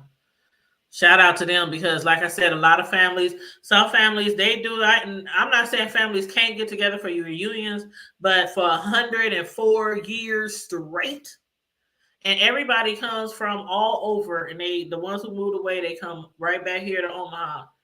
And it'd be so fun. Like, how many have you attended? Like, remember we used to attend them all the time because Mark, you know, he's in our grown folks and in our proud to be, so he would invite us. And he'd be like, just come, just come, just come. I'm like, I don't know all them people. Shoot. You know, we would come and we would bring our I lunch never there. went. I've never as You many know, as many of the family members that I know. I've never been. I've never been. but see, you come to But find out, when you get there, you realize that you know people in that family. But yeah, when he was just like inviting us, I'm like, dozen cousins, what? And so, but when I got there, I'm like, what? You related to Mark? You related to Mark? You related to Mark? Like, and then yeah, Gabrielle. I just seen Mark's nephew in the grocery store the other day. And the funny part was, I had been knowing his nephew way before I ever even met Mark. And the reason I found Before out you that met, he was his nephew, that's what I'm yeah, saying. before I Like, met before Mark. you even knew they part of the dozen. Well, no, the reason I found out is because Mark had posted a picture. You know, they always used to go down to Leavenworth Cafe, and he had posted a picture, and I was like, "Oh, you know, so and so," and he was like, "That's my nephew," and I was like, "What?" And I said, "Man, I've been knowing that dude since he was like 15 years old." Yeah. He's like, that's my, and then I looked at the nephew and I'm like, he looked just like Mark. They all favor. A lot of them do favor. Like, No, they. he big old yellow dude with them funny eyes, just like Mark. Yes, and just, you know, to be related also to Gabrielle Union, like, you know, Yeah, Gabrielle Union is a part of the dozen of cousins, but to be able to say you are related to somebody really famous, you her uncle know, just it's not. died. I mean, They just had her uncle's funeral too the other day. they have so much, like, not just related to somebody who's very famous, but not just that, they got, you know, a lot of well-known people in their family and a lot of people who are well off too. They got doctors, they got lawyers, they got people in very high places in their family. So they come from a, what do they call it? Well-to-do. A nice the word for roots, lineage or something like that. Lineage or something like that. But yeah, it's a lot of them that's doing a lot of big things. And even Mark, I mean, I've been knowing him for a while and he's not like famous or anything, but I just see No, that nigga ain't famous. I see the things that he doing. I'm like, dang, you always doing He something, is, you know, with your job yeah. and all this, flying here, flying there. Like, you know, they have a lot of good people in their family, and you can learn a lot from their family. You can learn a lot because it's hard. And our reunion, our last reunion that we did was right before COVID hit. Well, a few years before COVID hit, and I planned that reunion only because a lot of people in our family had never been to the South, and a lot of people in our family from the South never been up north. And my great grandparents, they had 16, 18 kids, like a few of them died. So it's like 16 was left. And a lot of them had never been past Mississippi, past Tennessee, and wouldn't think about going that far. And a lot of us have never been down there. And so as the years progress and people start dying off in our family and, things like that, like the old heads and stuff, we was like, fuck it. Me and my cousin Tiffany was like, fuck it. We gonna throw a big grand reunion and do it down in Tennessee. Yeah, like I said, on my mom's side, we did it all the time. I mean, we had one almost every year. And so fun. And on my dad's side, we just get together. We just be barbecue kicking it, whatever. But we finally we ain't never did that. We ain't never did that. So for that first year, finally had an actual reunion, and it was huge. It was huge. We in what is it? It was some park way out past like Elkhorn, and it was right by the river. And when I say it was probably, it had to be close to 300 people there. And we had a ball. We did. I mean, we always do talent shows and stuff like that, but we had like big trophies, big money, big prizes that time. And it was, I mean, of course, we gave flowers to the elders that were there. We made sure that they were taken care of. Well, I got to give a shout out to the people who put those things together, because like I was saying, me and like probably 4 people put this big reunion together that we've never had before. None of the old heads was helping. It was us younger people who was like, dang, why everybody else having my younger cousins, they did this. They put it together. The old heads didn't have nothing to do with it. It was the younger cousins, and I shout out. Our old heads didn't have nothing to do with it, just because. I don't know. It was like, okay, they was down for it, but I don't know. I think once you get like a certain age, and if you ain't done something already, you kind of like, you know what I'm saying? Once you get in the 60s, 70s, or whatever. But we did a great job. And you talking about somebody from Omaha. From here, I had never been to Memphis in my life. I had never been to Mississippi in my life, even though that's where the majority of our family still lives to this day. So for us to plan a family reunion as big as it was, we had probably 300-400 people there for our first big grand. We called it the North-South reunion. That's what we called it. And for us to put that together, and I'm like, I don't know nothing about the places down there, the rental places to get bouncy houses. I mean, DJs. I mean, it was really some team effort. I had to reach out to so many cousins and uncles and shit down there, but we eventually had our reunion. Girl, we got a set of brothers who bought a park from the city. Not for our reunion, but they had bought the park like a few years before that. It was just a park that the city probably just gave up on. They didn't want it, something like that. Yeah, maybe they had issues with it. I don't know. But they bought the park. It has a whole big ass pavilion on it. I mean, it has 2 houses on it. It has a lake. I mean, it's beautiful. So that's what we had our reunion at their park. Like, who owns a park? Like, how the hell you buy a park? And it's not just a little park. It's not like Coons Park or something like that. It's like Benson. It's like a huge park that they bought with houses on it. I'm like, houses. Damn. And it's good. Got kitchens, and I mean, there's all that kind of stuff. So it was really, really nice. And they want to do it again. And I was just like, I have to. I know a lot of things is opening back up, or has been, after the COVID hit us real bad. But even with the flights, like people not being able to get on their plane for 2 days, waiting hours and hours overnight. I gotta wait till everything is just great, because I'm not about to have a whole bunch of people flying in and having all these horrible experiences trying to get back home. The thing is, you can't control the flights and the weather. It is But no, what I'm it talking about is. this period of time. I know on a normal basis you can't control that shit, but do you watch the news? Like over the last like maybe 3, 4, 5, 6 months, a lot of people will go somewhere and they can't even get back home. Like they just sitting Mm. and sleeping in airports and shit. Like it's been really They bad. tried to do that when we first was going to Honolulu. They tried that, See, that's what I'm and talking about. It's I everywhere. flipped. I flipped the fuck out when I say I didn't. You know what's funny is Mm-mm. I flipped out, but I didn't. I wasn't yelling or nothing, and that scares people because Yeah, I please was don't like, get kicked yeah. out of the airport by the off chair. I said, so y'all changed my flight information. You failed to notify me in time. I have driven 200 miles because we flew out of Kansas City because it's cheaper. And I said, That's what we always do. We fly to KC. and you sit here and you wait until I get here and then tell me that my flight has already left and now me and my children are stuck here in the airport. I said, where the fuck do you expect me to sleep? In my truck? Is that where I'm supposed to sleep?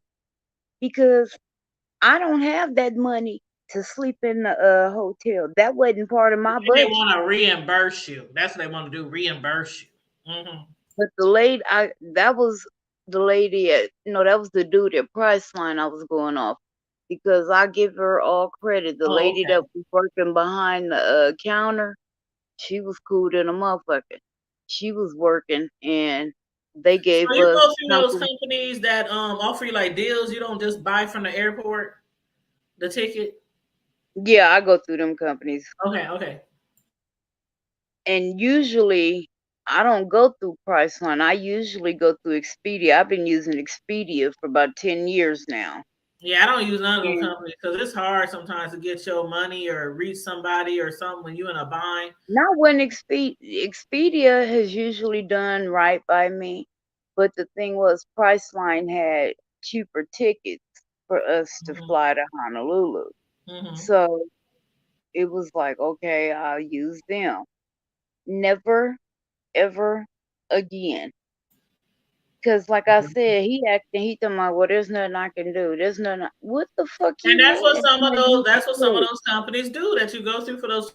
I don't go through them because you could be sitting there, no flight, no nothing. You can't prove that you bought a ticket or nothing, and those places are supposed to help you with that. And a lot of times, Oh they no, don't.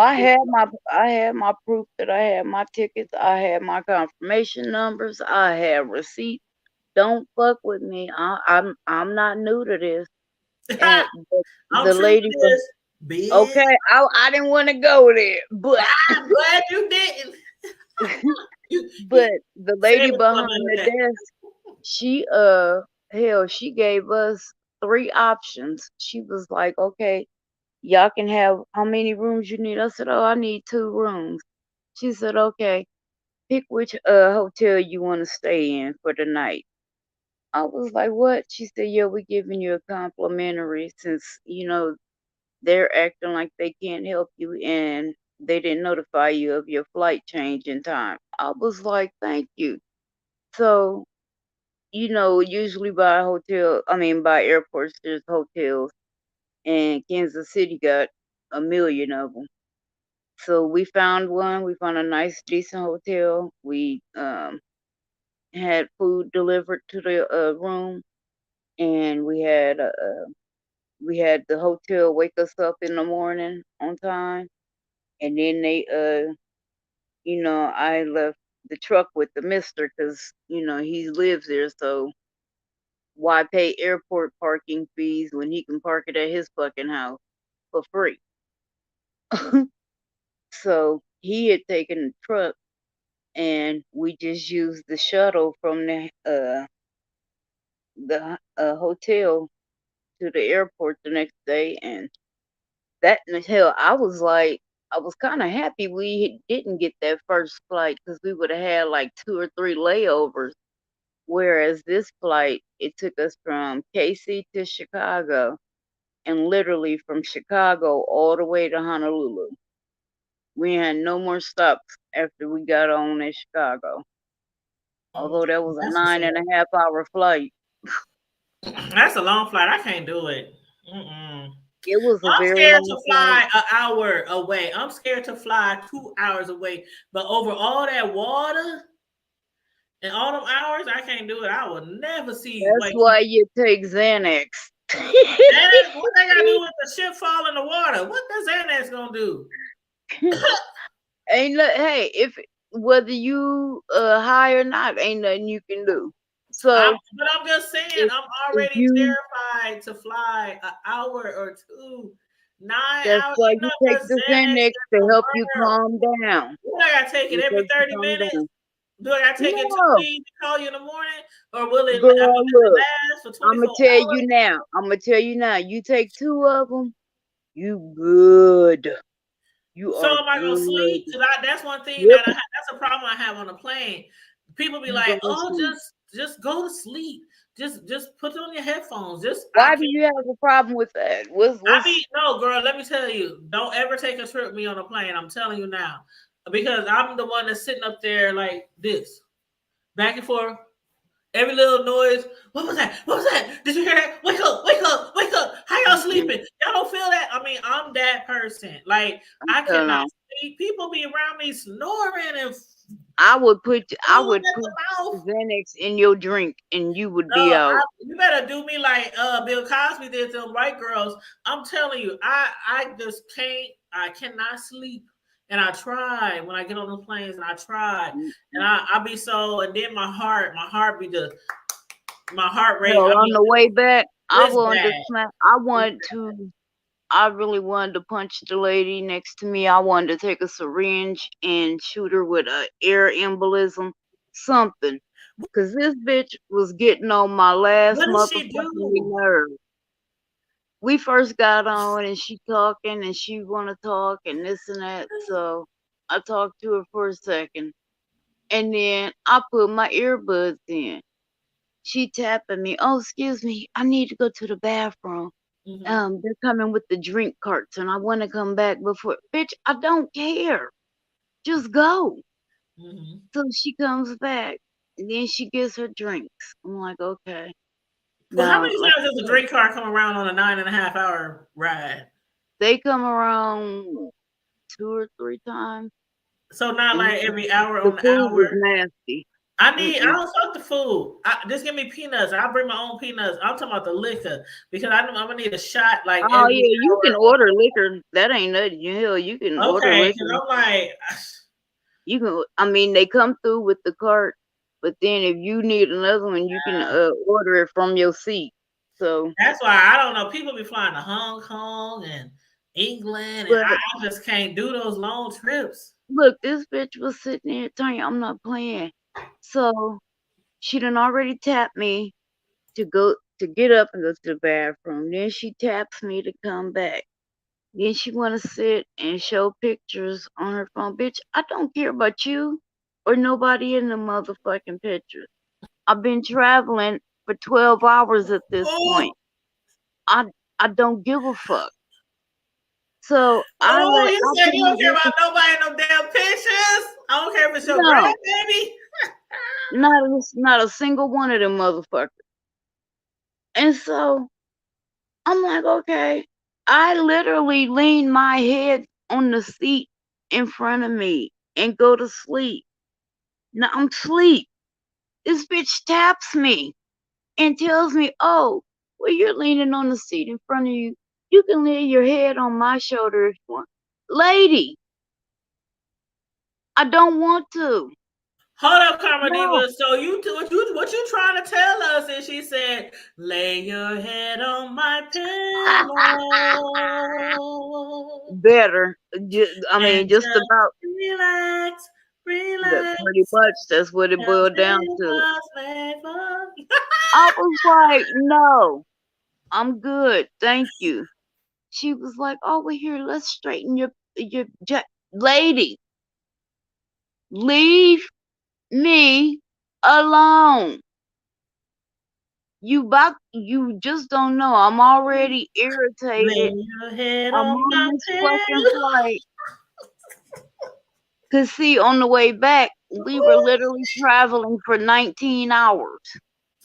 She want to tuck you in, girl. I'm like, if this old white bitch don't leave me the fuck She alone. sounded like she was grooming you, girl. She sounded like she was grooming you. Next, she's gonna be tucking you in, putting your feet up on her back. She got the wrong one. Cause bitch, ain't no grooming this way. I'm about to fuck you my up. God.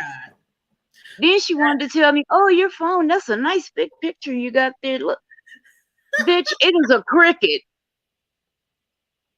Go to Cricket, go to Walmart. I don't give a fuck. Go to hell for all I care. Leave me alone. You know what, Karma Diva? I was probably her on my plane trips. I was her. Because I know for a fact I probably irritated the shit out of people, especially every time some turbulence would come. I'm like, hey, y'all don't hear that? What was that? What was that? I'm like, all these people trying to sleep around me and they looking at me crazy. Like, even my own kids, like, Mom, go to bed, go to sleep. So I believe I was her. I'm not even playing. I started to tase the bitch. Now you know you ain't supposed to have no taser on the plane. Oh well, they should have caught it. You know that little one I got, the one that looked like an ink pen. My kids was like, "How the hell you get?" Look, I went through. Look, off the plane, and I would have seen. I went through. Look, it was in my purse the whole time. I done been in and out of TSA, all kind of shit. Are you trying to get Griner, Karma Diva, in Honolulu, or wherever the hell you was? Look, that ain't my fault. They didn't catch it, and I took it for a reason because I'm Brittany Griner. What the heck? I'm traveling with my kids. Don't you ever do that again? I don't want to see you been to Chicago. Look, I done flew to Chicago. When Mama was sick last year, I flew to Chicago with it. Why? Because I knew I was gonna be in Chicago by myself. How you get through the thing though? Through TSA. I mean, with a taser, how the hell? Even if it is that it looked like an ink pen. It looked like an ink pen. Still, they don't know. Apparently not. That ain't my fault. Hell, and wait a minute. Here's the funny part. The taser made it through TSA, but they took my daughter's clear seal and her bottle of water. I couldn't even get in the courthouse with my skull breaker. I couldn't even get in. It's small and it's shaped like what it was. Like it looks just like an ink pen. So hold on. Let me grab my shit so I can show y'all what the fuck. Hold on, keep talking. I'm gonna show you. I'm gonna grab mine so you'll see what I'm talking about. Okay, grab yours. I'm gonna grab mine. That didn't sound good at all. Grab yours and I'm gonna grab mine.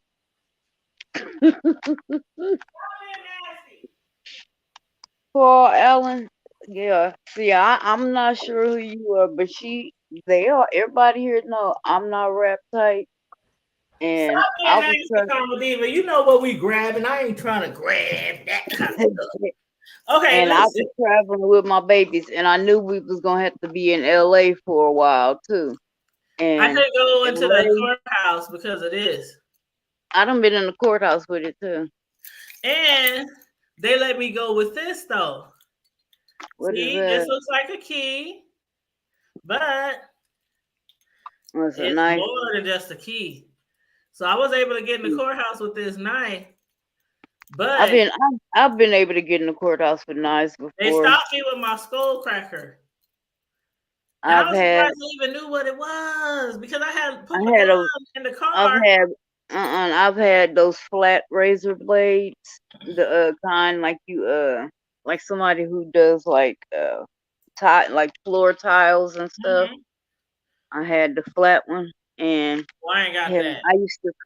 I used to put that in my Don't be shaking your head at us, bro. He looking at us like, y'all roguish. I already know what he thinking, y'all roguish. I'll be wearing my steel toe boots and get through with that on. I went to the damn courthouse one day And I'm like, okay, of course I can't take my strap. So I put my strap in the box, leave it in the car, you know, get out the car, grab my keys. As soon as I put my keys to the thing, they said, now they gonna hold it up in my face so everybody can see. Now you know you can't bring this in here. And I'm like, what's that? Oh, here it is. I'm digging You through mine. know you can't bring that in here, but they didn't say nothing about the knife that was looking like So a key. I had to walk 5,000 miles back to my car to put my skull cracker back in there. looks like Oh yeah. See, you know what, Karma Diva? I'm so scared to get pulled over. Not pulled and then over. But stop look. damn. I still wouldn't take it. I It wouldn't lights take up. no. It'll light up when you first turn it on. Look. I still wouldn't take no chances because I would be the one. Oh hell no. I would be the one who they be like, oh, what you got on you? Get on the floor. Get on the floor. I'm like, but my knees bad. I need help. Everybody be like, oh, that thing is so small. I'm like, it don't need to be big. All I need to do is stun you long enough where you stunned, and then I can commence to whooping your ass. Girl,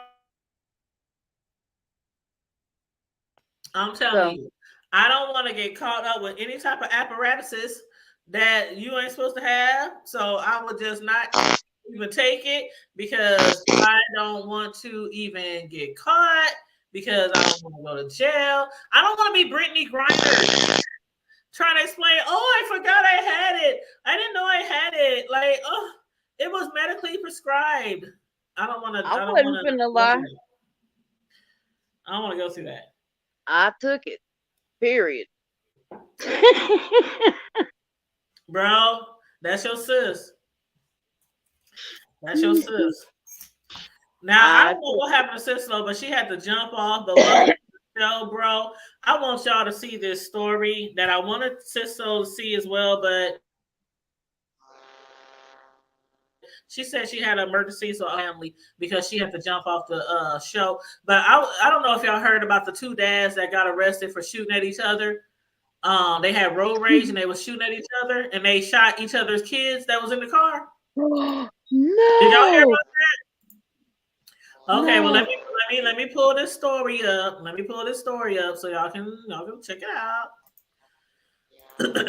Because this shit is unbelievable. I mean, I'm just like I done seen it fucking all. Like these motherfuckers. And while you pulling it up, I just want to say, TSA agents, I ain't trying to get nobody in trouble. I wasn't trying to hurt nobody. You see, I left it in my Well, hey, they don't know when you went. They don't know what time you went. They don't know who the agent was. So, except for when we got to LA, I did pull it out. Why? Because we was on Hollywood Boulevard with a bunch of weird motherfuckers walking around, and I had my children with me. Now, I did that because if one of these motherfuckers even look or sniff in my kids' direction, yeah, I was gonna fuck them up. And because we was in them Ubers, and because we was in California, and California motherfuckers is crazy. They weird. And hey, I had to protect my kids. I am top flight security of the world. Well, let me play this. Protect them at all costs. Well, let me play this story because a lot of times people haven't heard about things that happen around this world. So we're going to present it to you on the table. So I'm going to hit mute and play this little story. It's only 1 minute and 51 seconds, y'all. A News 4 Jax viewer sent a cell phone video as they drove past two men who were pulled over in Nassau County, and you can hear them yelling.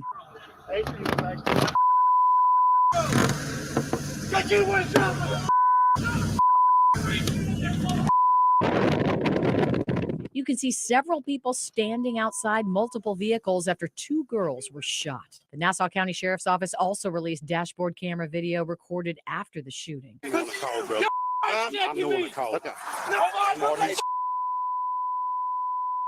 Y'all did. Do me a favor. Let's take care of your daughter. Just stay right here. Absolutely. Okay? I'm all about taking care. Oh my God. Look at me. You're okay. As a deputy applies first aid to the daughter of one of the drivers, 43-year-old Frank Allison, he tries to explain. We're on our way home. These two are from Georgia. They're Clayton. I know, sweetie. I would never, ever put her in this position. Bravo 1301, be advised, fire rescue. They're going to have a trauma alert to. Do I have to run in the ambulance? Be advised, we have two patients. I'm just sorry. We just want to read you your rights so that way you are aware. Also on the dash cam video, a deputy reads the other driver, 35-year-old William Hale, his Miranda rights. Do I need to have an attorney? It's totally up to you. We're not going to be asking you any questions. We're just letting you know of your rights before so that way you understand. Frank Allison and William Hale are now charged with attempted murder. Sheriff Bill Leeper says the two were driving erratically and brake checking, slamming on the brakes in front of each other. It started on US 1 in Duval County and ended in Nassau. A 5-year-old girl was shot in one vehicle with minor injuries. The 14-year-old was shot in the other. The teen went to the hospital with a collapsed lung. Can you believe that shit? Like, A collapse lung? She had, yes, one of them had a collapsed lung. Like, both of these fools had road rage, and they both started shooting at each other, even though they both had kids in the back seat. And you know what? That reminds me of these fools that fly. They just be flying, passing you, zipping in and out of traffic. And you ain't got to slam on the brakes because there's a red light. And it's like, you happy?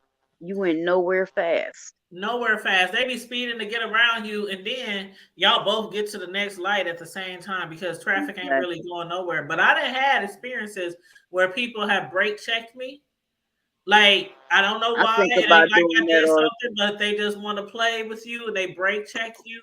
I don't know, because remember that thing back in the day when people used to try to get insurance claims? They were trying to brake check you so you could hit them, and then they file a insurance claim. Mm-hmm. You talking about back in the day? Hell, they still do it. Well, I'm just saying, that was a big thing though back in the day. It was like a big insurance scam. Damn. Yeah, that a lot of people used to do back in the day. But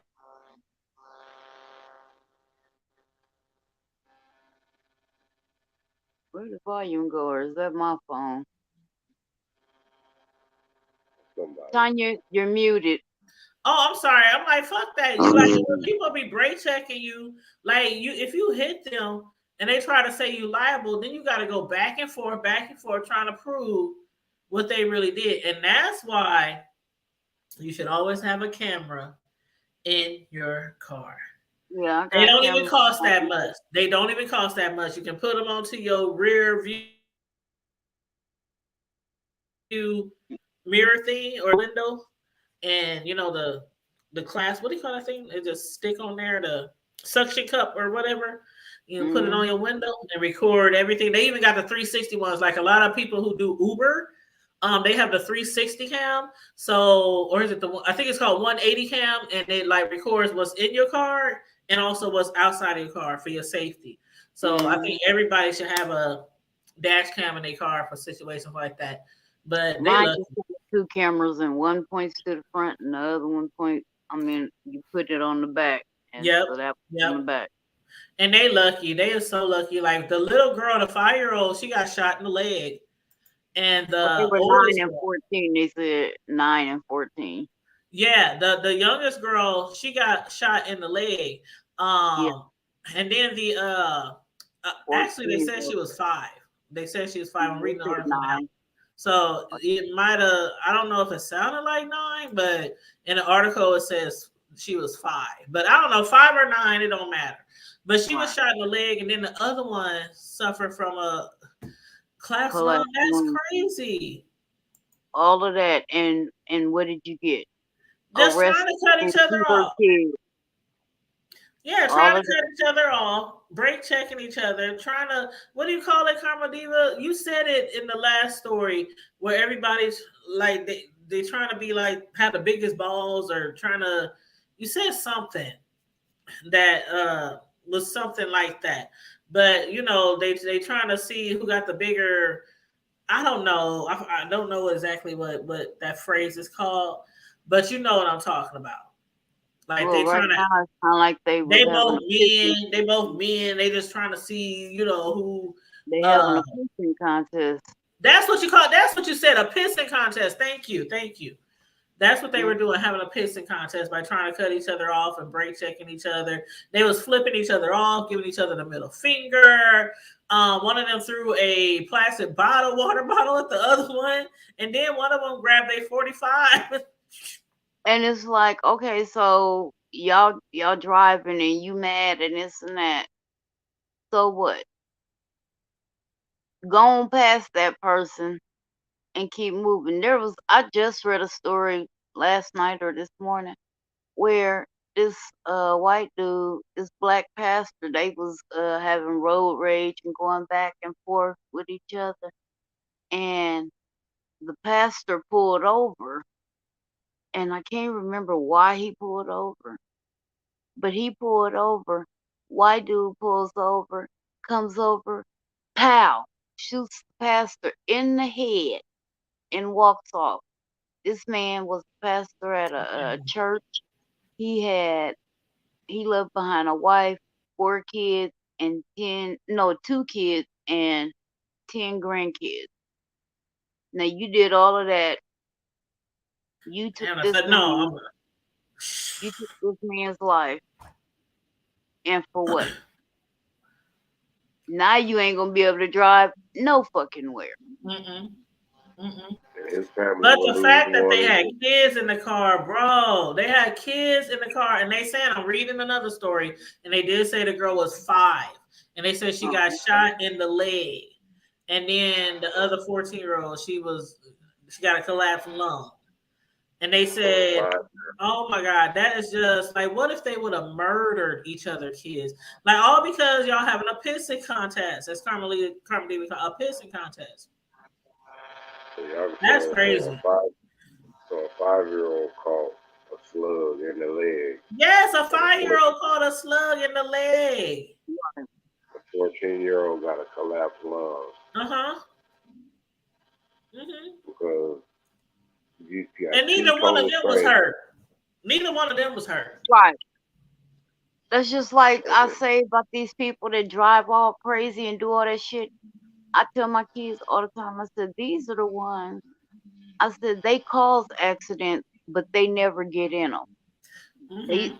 They cause these accidents, but never get in them because they doing all this stupid shit. Driving up on your ass, then zipping over in this lane, zipping over here in front of you, zipping back and then slamming on their brakes and shit. And you just like, what the fuck? Where are you going? Yep. And half the time they ain't going no fucking where. Just driving stupid. Or them dumb motherfuckers that do that swerving shit. That is the stupidest shit I've ever seen. And then when I start seeing them doing it in funeral processions, I was like, what the fuck? How was that honoring the dead person? I remember it was an older lady, I believe here in Omaha. She was like, well, that's part of their culture. Bullshit. They just started making that shit up, and you stop standing up for bullshit. Oh wow. Yeah. You better do it in my. You better ride the swingers and go curb check inside. Well, there's some noise. Is that a fan? Is that something in the background on one of y'all? It's like bro. I hear it every time bro talk. I don't know, something in the background or something. I hear it. But I just want to let people know right away while we got a little break that the student loan forgiveness is now. We all know that Biden have been talking about it. They've been talking about it in the news about that student loan forgiveness plan. If you got like 20, you can get like $20,000 paid towards your student loans or something like that. If you got under that amount for your student loans, then basically they will be just paid. So if anybody has some student loans and you can't pay them or something like that, y'all better get on there. Y'all got because I'm sure gonna sign up. I'm sure it's the debt relief. What Smokey say? God put this here for me and you. Take advantage, man. Take Take advantage. advantage. Take advantage. Because I'm sure going to take advantage because I do got some student loans still out there. They Sure. already paid mine. The government paid mine when I got on disability. Shit. I wish mine was paid. I don't want to be disabled to get them paid, but I feel you. Hey, any way you can get it. And like I said, there are certain that was $26,000 I did not have. There are certain situations where you get into that you do not ask to get into. And if you are offered some type of supplemental assistance, take that shit. Because I'm telling you, when I was younger and I was having problems, you know, when I was younger with my kids and paying bills and food, shoot, I was taking the food stamps, I was taking the Medicaid, Section 8, all ain't too proud. Okay, I ain't never too proud. Never. Thank you. I ain't never been too proud of anything. I stayed in the projects. I stayed in Section 8, so getting WIC and all that kind of shit. Ain't too proud. Me and my kids gonna eat, honey. My kids when it comes to your kids, people, you need to get your pride up off your off your back. My kids will never starve. Not on my behalf. They ain't gonna ever starve or be homeless. Right. Not if I can help it. Right. Shit, not if I can help it. But yeah, y'all go ahead and get on that. If y'all got some student loans that y'all need help with getting paid and stuff, get on that. Take advantage. You gotta hurry up because it's over at the end of the year. Yep. You gotta have your shit turned in. You gotta have your shit turned in by the end of the year, your application and everything. Is that better? Are you still hearing the you perfect. Oh yeah, it's a lot better. Oh, that's because I had on my earphones and them things is like them things get hair and piss on cotton. So yeah, I got my ceiling fan on. So that's what you was hearing. You was hearing the whirlwind of the ceiling fan. It was picking up the motor of the ceiling fan. And I can't even hear my without them on. I don't know. What the hell y'all doing? What you say? You know, we just on here, you know, talking a little shit and also giving a little tea to the community. You know. Yeah, my bag last week. I had passed out. I was crashed. I was a crash dummy. I looked up. I went back to look. I was like, sis cut me off probably about 10 minutes for the shindig. I'm like, them niggas was on for 4 hours. I'm like, oh yeah. I we was gone for a long time last week, and then Isaac came on, and it got longer. We had a little debate and everything. Yeah, that was a good show. That was a good show. Okay, yeah, girl. I don't know what the hell been going on since then. It's so much crazy shit been going on all over and everywhere. Even down here, these fools been down here. They've been clowning, just all kind of just doing too much. You know, just running, drunk driving, killing folk. You know, just the dumbest shit. You know, making bomb threats and playing with these folks, knowing how people are already on the edge about their kids, and just stealing catalytic convert. I mean, the dumbest shit. Folks down here getting their face, getting closed casket deals, and I mean, it's like it's beyond the wild wild west right now. That's real talk. It's crazy. It's like okay, it's like the purge before the purge. Like y'all practicing the purge. Like, come on, man. Like, come on, y'all. We got to get it together. Well, I think so let me put up my little banner. Spend the night thing turns into a diaper bag. That is too funny. I seen that bullshit earlier. I fell out. I was like, don't even hear me, do he? It's getting cold outside. Don't let that spend a night bag turn into a diaper bag, y'all. What's up, Connie? I had to read it. I had to read it out loud. Connie. Hey, Caramel. What's up? What it do, baby boo? What's up, Bishop? What's going on with you? You already know what it is. Day to day. I can't complain. Slide on through. Show a little bit of love for a little bit of minute. Well, thank you. It's always a pleasure to have you on here. We was just talking about the student loan forgiveness plan that just opened up. You can now apply today to get your student loan for like $20,000. Yeah. of debt relief or something like that. Okay. So What I'm gonna do with the other 110,000 I got? girl, well, see what had What can I happened do? What was can I do, Shawty? what had happened was, see, I got my shit. I know a lot of people got some high ass shit. My shit was high too, but it's down to about, I think it's down to about 12 now because I've been paying on it forever. But my shit is down to like 12 now. So if they give it to me, I would be so like. See, I was blessed. I never my student loan wasn't that high, and shit, I never paid $1 on that motherfucker. But when they offered it to me when I first got on disability, I was like, oh, okay. They already told me I couldn't work, but they was like, you can't go for 2 years, and you can't go back to school for 3 years. Well, fuck, if I can't work, what's the point of me going to school? So right.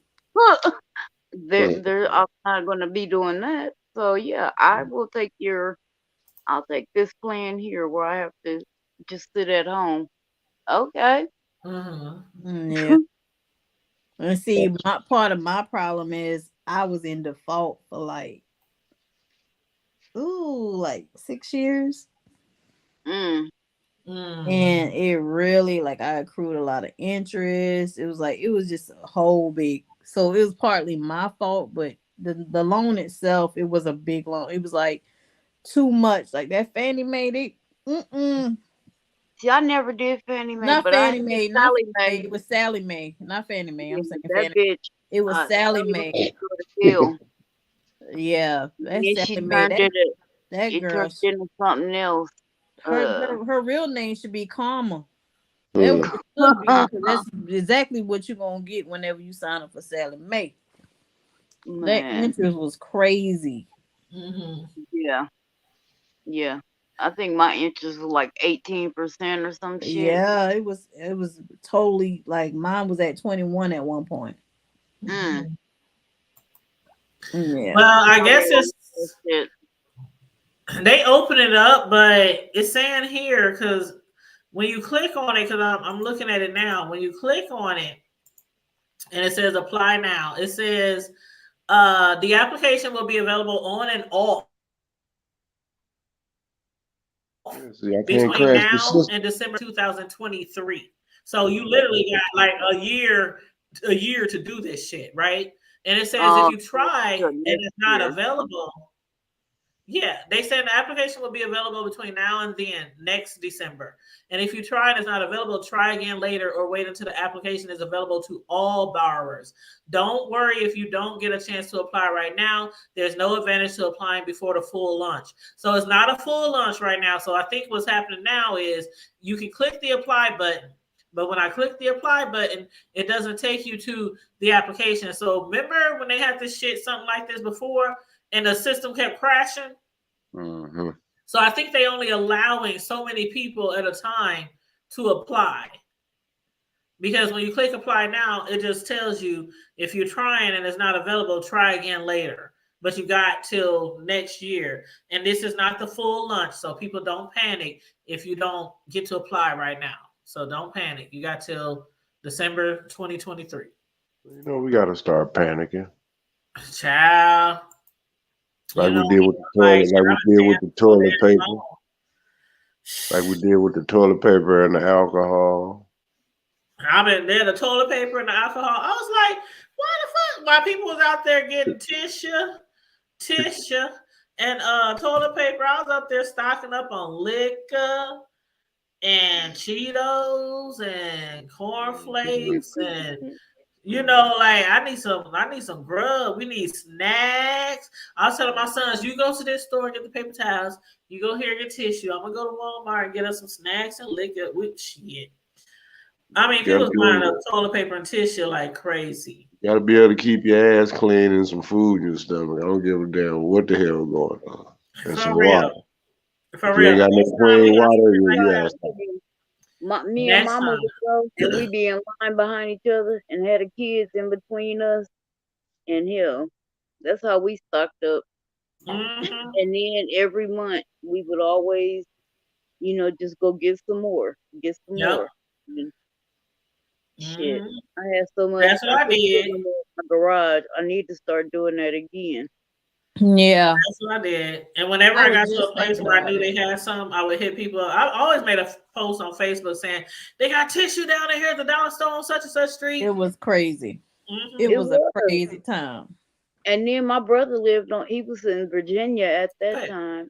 And he was, he in the military. And we had to ship toilet paper to them. Same thing happened with me. They in fucking Virginia, and there was no toilet paper anywhere, like in a 50-mile radius for them. Same thing happened with me. I couldn't find no Lysol. I couldn't find no toilet tissue. I couldn't find none of that stuff. My mom had to mail me in a box. It had to mail me a box of items, like things that we needed at the time because we couldn't find it. That was ridiculous. I had never seen it was a big wake up call for me. So now I just keep everything stocked. It was a wake up call for me too, because I'm like, okay, I don't know how many of y'all got a Sam's card, but I stay like really far from Sam's. So it's kind of like, okay, I'm going to get out there. And I hardly make effort to get out there and stock up. And I'm paying for this card every damn year. So that was a big wake up moment for me. And then after that, Sam started giving out free cards, free one year membership, so people could come up there and stock up. I need a Sam's card. We don't have Sam's up here. We have BJ's. BJ's, is that kind of like Sam's and what's the other one? Costco. Costco, yeah. Mm-hmm. I don't have Costco either, but see, my I dad, never heard I of BJ's. But they got different stores and different, like I used to work for this telemarketing, and that's how I heard about HEB and some of the other from like in Texas and all down there. Yeah. Yep. I had never heard about those stores. My cousin I always was thought telling me about HEB. Yep. I always thought our stores was like everywhere, And I was so surprised that people up here didn't know nothing about Food Lion. I never heard about Food Lion. I never heard about a lot of those different stores. But when I worked at this telemarketing, I had to do surveys, and we had to call customers who shopped at these places and ask them stupid questions like, how clean was the store? Would you recommend it to a friend? How was your experience? It was like stupid survey questions. And I'm like, what the hell is a HEB? What the hell is a Food Lion? No, I was tripping when I was in Hawaii. I was tripping. They still got a Safeway. They still have Safeway in California too. Yeah, it's a HEB is Henry Edward Butts. It's the Butts family. Oh, okay. So Hinky Dinky. We used to have a Hinky Dinky. Was that part of a bigger chain? Yeah, is that like Piggly Wiggly? I think Giants. I think they was part of either Giant. I think they was either Giant or it was somebody. Hinky Dinky was part of. Yeah, Connie, I heard about IGA. What's the one my bro just talked about? Giants. Giants, yeah. And Piggly Wiggly. I heard about Wiggly. Oh, I've been seeing Piggly Wiggly when I go to Arkansas. Yeah, Piggly Wiggly. But y'all know I'm bringing down there where I'm from, Piggly Wiggly. You got I didn't hear about none of those stores until I started working at that telemarketing place, and I was like, "Ooh, all these different." Hey, on the strength, I'm trying to bring back the infamous House of Poetry. Don't you say we do not want no House of Damn Poetry, Connie. What is that?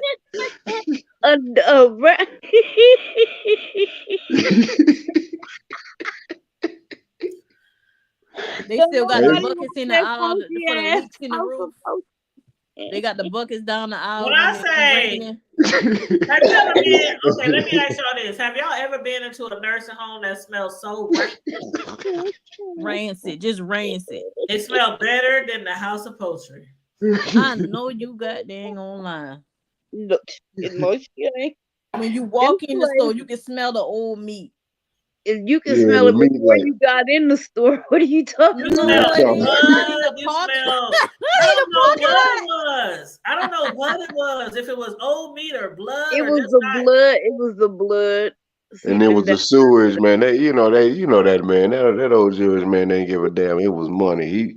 That man sold every part of the pig, from the snoot, from the ass to the nostrils to the eyeballs, to the toenails. chicken But claws, it was feet, like the old neck. blood that was just wasted down in the And it different smelled little like that. containers Like, I don't know if they in the didn't clean the place, bays. if they didn't pine He saw the was place. on pig Like ass. I think they literally, because not all places like that kill the food. Yeah, they had roadkill. Them I think niggas would they get killed roadkill. everything there in the back.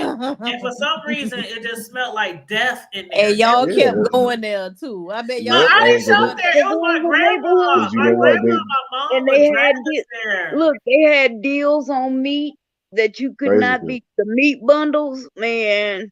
No, that was That's where Harold's. That was over That's where part of that. Chubbs got the meat bundles Chubbs from. got, Not a but meat bundle. No, they Not got a them from meat Yes. Harold's bundle. over in East Jesus Omaha. Yes. Christ, I never heard of a meat You can bundle. buy you can get a meat bundle and you can pick which Okay, meat in what kind of way though? Like what comes it in the was meat like bundle? 5 Give me pounds an of this, example. 5 pounds of that, 5 pounds of this, 5 pounds of 20 So that. you can pounds get of 5 pounds. You can get 5 pounds of ribs. You can get Yep. 5 pounds of ground Like beef. beef, You can get 5 sausages, pounds of chicken, feather chicken Right. bones, thighs, pork chops. You can get Sausages. pig's feet, chicken feet. You can I get know chicken she feet. can't never say that word right. Okay, how Man. about now this how I know it's a country store. Can you get chicken necks? Yes. Yeah, they had all All that. right, then we in the Absolutely. Yeah, we in they there. If sell I get some chicken chicken feet. necks, What They bro Yeah, sell that chicken was said, feet. Harold's. bro said everything from the rooter to the tiller to the toenails. Yep. He wasn't playing. We That was might the be house from of the poetry. Midwest, but a lot of us people from the Midwest came from the South. Yeah, they can't. Yeah, most of these cats up there, most of them up there back in Nebraska is either Arkansas, Mississippi, Or Tennessee. Louisiana, Or or Tennessee. Alabama. No, it's more Louisiana, Arkansas, so Alabama. y'all basically cook like people from the South then. Exactly. With like the meat pots, my family the is bean from pots, Mississippi and Tennessee. My family's Oh from well, Mississippi. Tennessee. Yeah, they up in there too. They cook. I mean, all my life, I had to eat pork. Like But all my with life, them it dozens of was pig cousins nose, though, pig not snout, it's all pig mixed my ears, in. pig life. toes, pig tail, pig eyes, You pig know what butt. I want? I need to go to a pantry. I want some of that damn canned pork. That shit is good to make No, stew with. no. Yes, it is. It's good to I ain't make a had no canned Not meat no since I left can. home. No. I ain't had no Just made canned my meat since stomach I hurt. left home. No. The only thing that's can that I good. do cook with regularly is because my husband's Jamaican, so he like to put like corned beef Oh inside yeah, cabbage. there it Yeah, is. corned beef and cabbage. Yeah, Yeah, that's that's Midwest the thing right Irish there. Oh, that's meal. a Midwest swing too. Oh That's yeah, the yeah. Irish Corned beef meal. and cabbage. That's a Yeah. Jamaican thing. And That's I a don't big even like Jamaican that thing. stuff. I don't like that beef. It tastes so Yeah, good in corned the beef and cabbage cabbage. If you though. cook Like it every right, time St. Patty's Day come around, I make that's my just fire, cabbages man. with smoked neck bones or something like that. I don't do Yeah, that that's beef. how I was raised The cooking it. corned beef. Yeah. If you cook, like when I cook my corned beef, like my dad, he slow cooks his in the oven. That's how I you do do mine in the crock pot. Mm. Man, that shit just, I mean, when I say I ain't fall never been apart, satisfied with any type of way of it being cooked. I do not like corned beef. I like when you fry it on the skillet and you get like a little skin on it and they it. have like that fried skin layer at the bottom.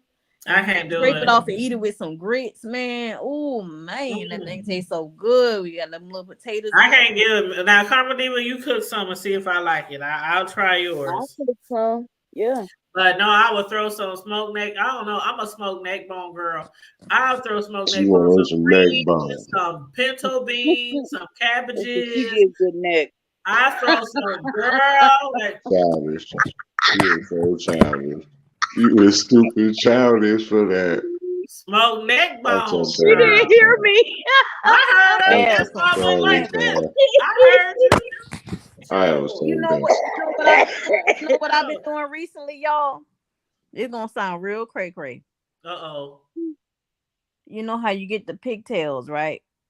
Oh, Get the Lord. pigtails, It Not the one really. that I I bought, ain't the had, one. I ain't had them since I was a little kid. But Go listen, ahead. I wasn't eating them. She got I wasn't pickle eating them for pigtails. years, Tanya. I wasn't eating them for years, and then I saw them in the store. I'm like, man, they're so cheap, man. Let me go ahead and try to do something with it.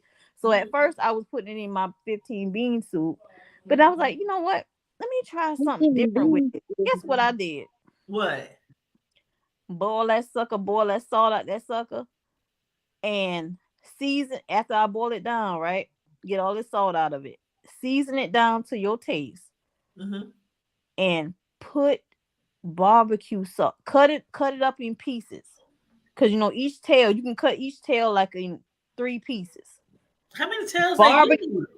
They give us about in a pack. They give us about 4 or 5 pieces. So I basically buy like 4 little piggy three packs tails. at a time. I You buy get 4 little piggy tails. 4 or 5 piggy tails in one pack. So I buy like 3 packs, right?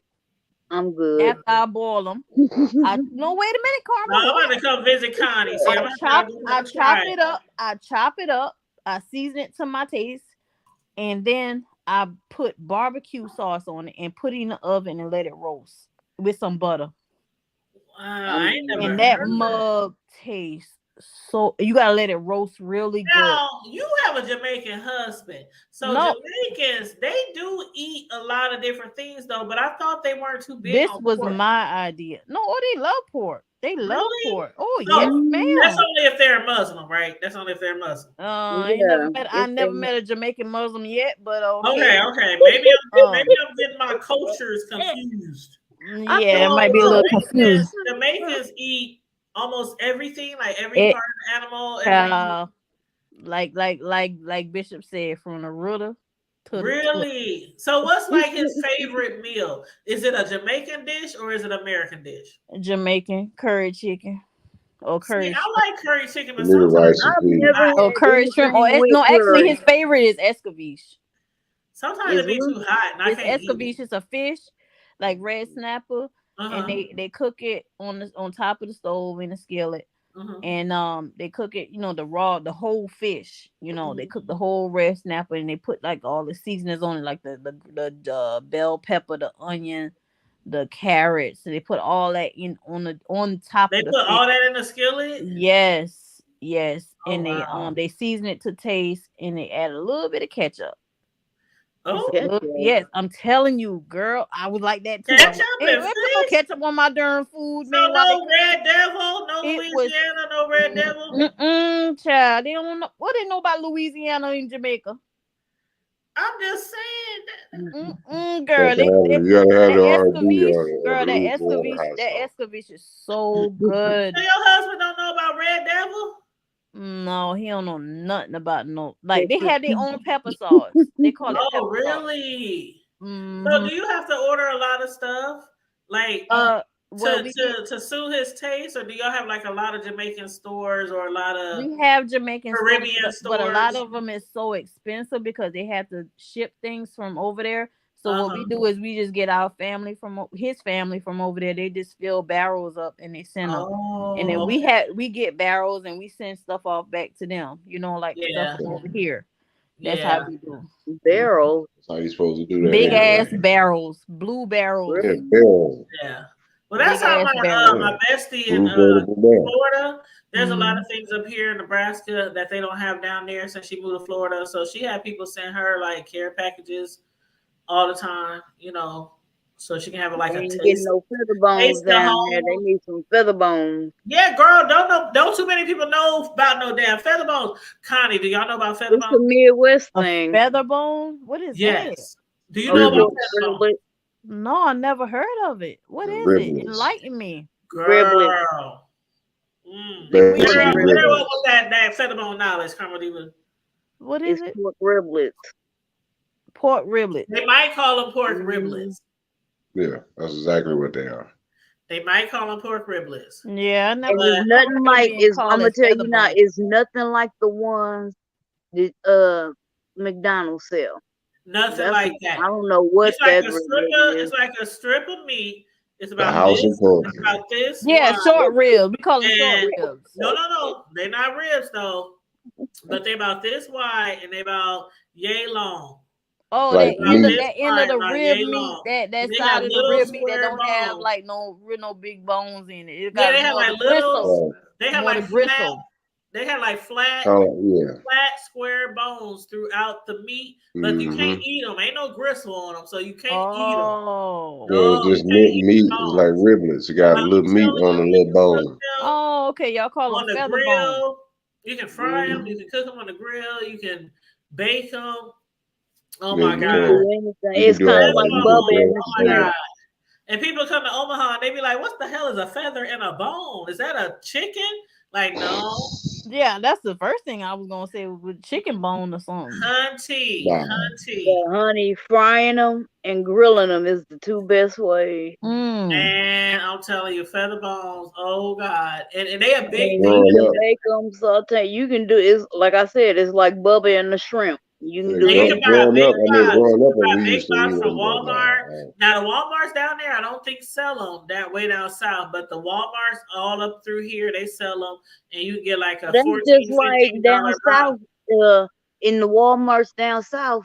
I'm mad they don't do it up here. Like they have the Right. pre-seasoned and they got the green tomatoes that you fried. They got them already seasoned and Yeah, but see, I don't and buy battered. those. I buy my tomatoes green, cut them up and season them. know I that's love right. some green Bread them how I tomatoes. want them because Yeah. Karma. Sometimes when you get like, even I used to buy like the pork tenderloins already seasoned. I stopped doing that because I'm like, I don't buy no meat that's I like to already season my pre-seasoned. own. I Yeah, I don't. ain't never bought no meat that season. I like to season my own meat. Right. Mm-hmm. Because I be using, I'm Only meat. one of those hood ass people who use like 15 different, a Mm-hmm. little bit of this, a little bit of that. Mm-hmm. A Only little bit meat of that's this. consumed in this household is from a butcher, and it's a Sure. family, and they control the whole production. They actually have a ranch where they grow the meat, raise the meat. They have a manufacturing company. They got their own trucking, shipping, all the way down to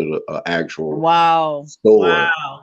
And they basically, so they rear and grill all that, and they fresh. When I say fresh, I'm talking about You know what? I said I would, Do but y'all butcher there eat are paper. deer some meat? places like Skylark Meat and all of that where we probably could get it pretty much that fresh.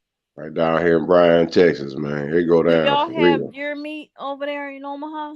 They don't sell it like, it's They not don't very sell it in the popular. store, Y'all but don't there have are. deer because y'all don't have She deer talking meat. about storage. It's She not talking about very storage popular in over the store. You Oh, got The to okay. go So sausage, it's the just yeah, South chicken they 24. sell it. sauces, Yeah, you got to go to a deer specific sauces, place. and like ground. You can grind Yeah, it you gotta up. go to a That's, specific place there's for that. there's They're not just sold in the grocery store like that place, bro. What's it called? it's Storages? called it's called storage. Yeah, It's they process they are wild game they processors, do but all kind of meat. he'll tell you he's an old Polish guy. He'll tell you he's a butcher of the butchers. Yep. Basically, he He got might old have a book. lot of venison, a lot of He Yeah, got everything you need. that's The Mhm. over beef, in the pork South bacon, the Omaha. deer bacon. He can make bacon out of anything. Yeah, Yep. you really can if you think Yeah, I about you it. mean, can. Make I heard you can that make you can he make got it bacon. bacon all. and sausage damn near out of anything. He got it all. He Except for got chicken. I ain't never had chicken Right. bacon. chicken They sausage. make He chicken make it all. sausage and all kind of They shit, Yeah. make girl. they make the chicken sausage. I done bought it before, but I ain't know about chicken bacon though. That's a No, different I Buffalo ain't know about that. Storages But has the best. Like when you looking for like sausages to put on the grill, Storages. I Yeah. remember back in the day, we went there a few times back in the day, and they had like nice big old like Italian sausages, beef sausages, pork sausages, and more. That was when food was way cheaper back then. Mhm. Ain't no telling how much that shit costs now over there, because that's like a specialty store, you know. Yeah. and then that's what I like about down here. But then if I go maybe about a couple hours southwest down to the Tunnel City, San Antonio, I can go to the Middle Eastern brothers. Go to this joint called Al Medina. Mm-hmm. They get their meat. They get their produce and meat every Thursday fresh. I'm talking about the meat don't come from all their food products don't come from at least come from within 150-mile radius or less. Mm. And when I say fresh, I'm talking about they have these They got these little reefer trailers. They basically bought a bunch of cargo trailers, certain sizes, put reefer units on them, and basically they have the Islamic doctor go and actually how they process the halal meat. He's certified from the DC Council. So what he does is he go and processes the meat on the farm exactly how they supposed to do it. You know, make sure the animal fed, pray over them. You know, they cut that neck real good, draining real good, because that way, you know, that way that all that adrenaline won't kick in and soak into the meat. Right. And they just basically skin him right there, freshly producing, put him in the freezer, ship them on out to all their locations. Everything. Well, I know when I was Dang, he made me think about something too just now. So when that's kind of like how the praying over the animal. process their meat, how they It's the halal. You got halal and kosher. They do certain, like the Jews process their meat a certain way. Your Muslims process their meat a certain way as well.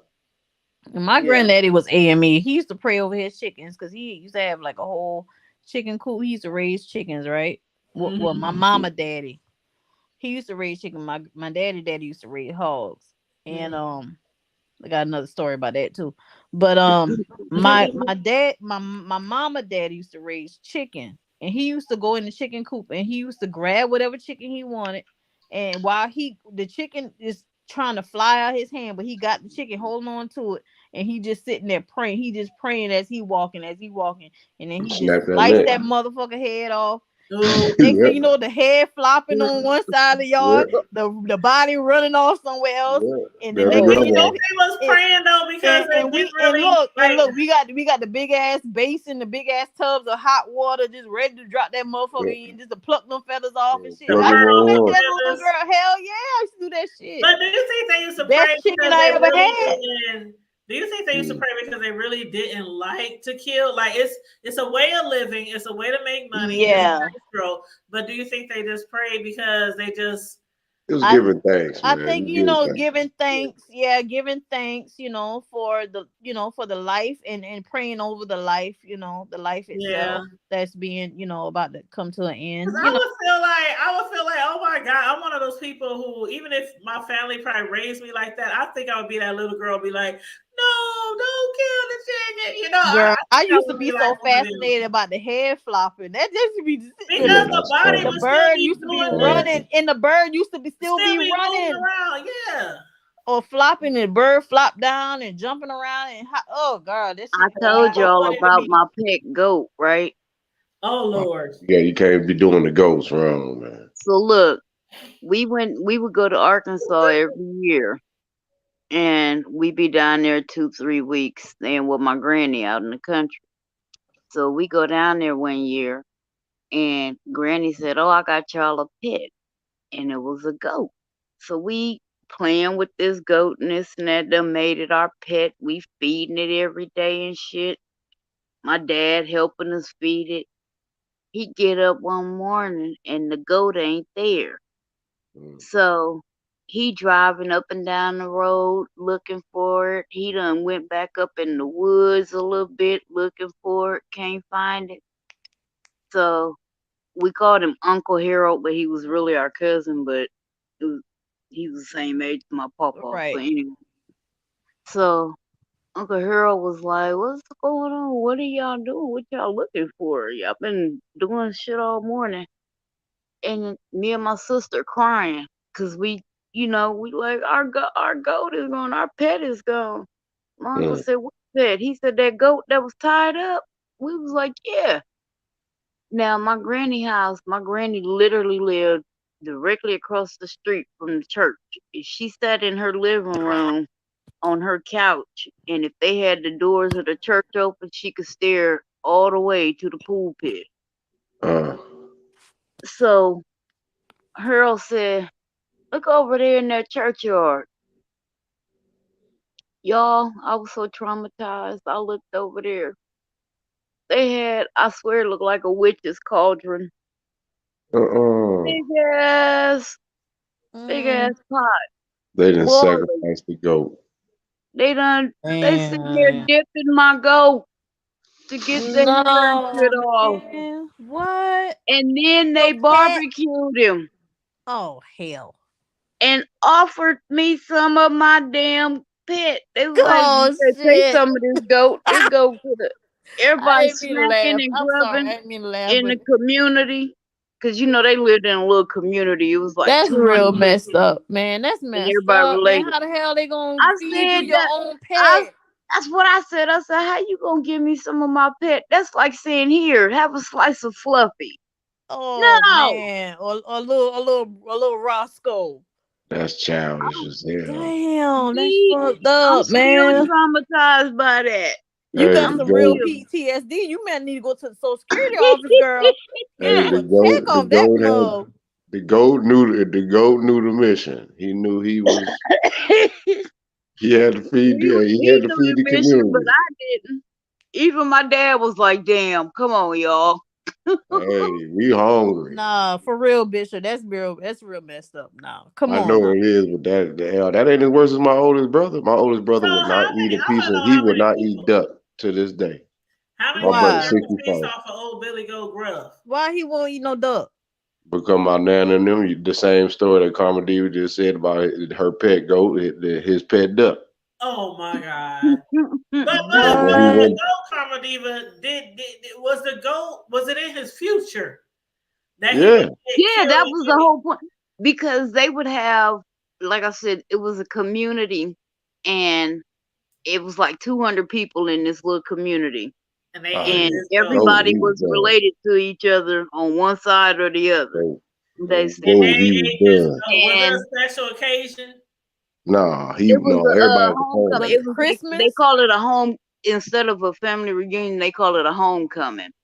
So Oh it hell, was a homecoming, and they knew they and was he gonna was be, home going. and they God damn. basically had us upper fattening the room, goat. Damn it. So the they upper had room. y'all feeding these goats and getting the goat all Getting them fat. fat. And they Yeah. knew that they was gonna kill them goat. Oh, Yeah. And That had the goat had kids to go calling to the them goat pets. up heaven. He went to upper room.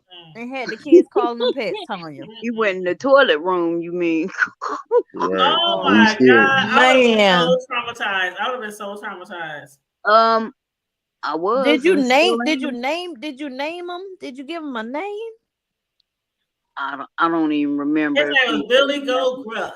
That's what his name was. his name was upper room. You gotta think this. Shut up. This What shit you happened say, so bro? long ago. In the upper room. That's the dog. That was the pet name. The upper room. They probably was That slick. happened. They probably was slick calling his ass that too behind your back. I ain't gonna lie. They probably probably was was. slick calling his ass upper room. They probably would. I Damn. wouldn't doubt it. This happened in like the late 80s. But So sis, when you said they In had the a witch's pot, upper room. how the hell that's a big ass pot. You know how big them pots are to have a witch's cauldron? You talking about one of them pots? Yeah, That's big huge. but ass think pot. about they You could had fit like him. two. You could fit They two had grown men in look. that They mug. had his legs tied with a rope. Oh yeah. Like a I big know And the because rope. for the fire pit. my step great grandmama was she was a whole damn witch. So I And know the what that rope. shit was like. And I'm saying, and the rope was like tied over a tree branch, But did he have so him they like could over a big dip fire him. pit? Yeah, it was like a big ass fire pit. Like Oh they yeah, did he with was the big cooking. old hogs and stuff and the big old I guess. deer. He was a goat Like you do the luau. hogs. So Yeah, they he was didn't a cut them luau. up. They That's a didn't cut different them up process with and the freeze hogs, some though. portions and feed y'all with something. They took the whole goat. I'm trying to think. I don't think he had a head on him. No, he But didn't. I'm Oh pretty sure yeah, they they used to gutted cut the him. heads off, right? Yeah, they cut the heads off. yeah, Because that's and delicacy. they took Yeah. him and they pulled back, They probably like, do it the same way they did a and hog. dipped him in there. Mhm. I have to And ask that my husband water how they was, do it because they eat that goats. water was hot, and Oh, it yeah, was that just, goat meat is where it's at. and it was to get the skin off, I to don't like it though, get the Bishop. hair off of there. I don't like See, Goat it. that's meat the is part I don't. I fire. can't Tastes even good. skin It tastes too fish. I white, too can't even gamey. skin a fish. Now I love me some fish, and my dad and my mom, when they used to go fishing all the time, they would get me some fish, but they knew they had to fucking Scale it. scale that shit and clean Snapper, that that's shit where it's before at. they called me to come get my portion of the fish. What? You I Well, never was my you I never uncle used you to never make. My clean uncle fish? used to Well, go I done fishing. it before, like And once. I done it like once, and I swore I wouldn't do it again. But shit, my mama and daddy had me there. see, They had me use a you know spoon. what's crazy And they were like, is my "Smell that uncle, fish. he was That shit old, he don't was stink. We Get the country, shit, still clean and our so he fish, would go the scale them fish and fishing is all the flying everything. all time, over the place, and the fins and he flying used to everywhere, and the we used to That's smell. sit my in there and son's scale favorite fish part. The for him. head. My son love the head. He like, go ahead, get. He want Yeah. me to chop the heads off and fry them. Like when I Yeah. frying fish, he want the Oh heads to yeah. himself. My What son, do he you do with 13 the years old. And eyeballs? then you gotta What clean does the the guts eyeballs out to go? clean the poop out. What you Oh mean where the God. eyeballs go? In your derm? If you don't want to eat it, Oh. you stay on the plate. But Nope. most part, they eat it. Oh. My dad My told me son eat clean. He taught everything me off how the to. head. I know how to clean a fish. I know how to cut the guts and all that shit out. I Yeah. did it one Yeah. time and I was disgusted. And I Our said, favorite part was the head or the stomach. We used to chase the other kids in the neighborhood with them. nope. But no, but no. Well, actually, now honestly, if you had to go, especially like down here in South Texas, it's either there's two places you can take them. Either a Habib store, uh, or the Mexicans. They'll take that goat head and they'll make sure he good and clean, but they'll skin him and they'll boil him They'll and make stew them that down. barbacoa. And but the eyeball, like that's like a delicacy. Yeah. Like I'm talking about, like you can take that. When I said they had paid premium dollar for that one goat head, and it's right, like it's the old granny look at it and be like, oh okay, yeah, go ahead, whoop whoop when they language get that, they pay you real. That I mean, straight up cash. They'll drop it like it's hot. Mm-hmm. You got more? You got more goat head?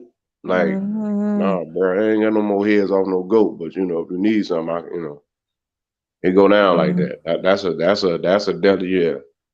Just like we do, like our people do hog head cheese. I don't Yeah. do that either. I mean, I don't do it neither. I'm just saying that how they make it. That I know. especially down in South Carolina, Yeah.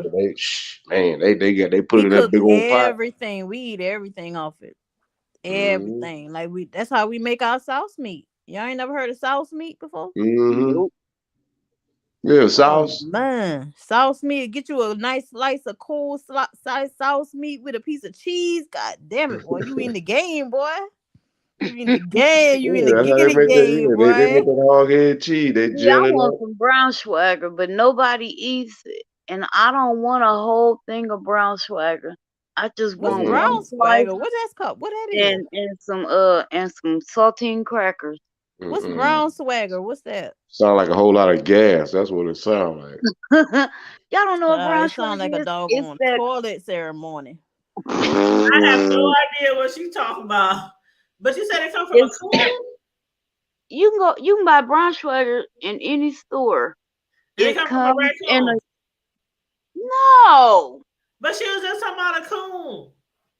What you talking about? Connie, you didn't just say something about a coon. No, I said hog head.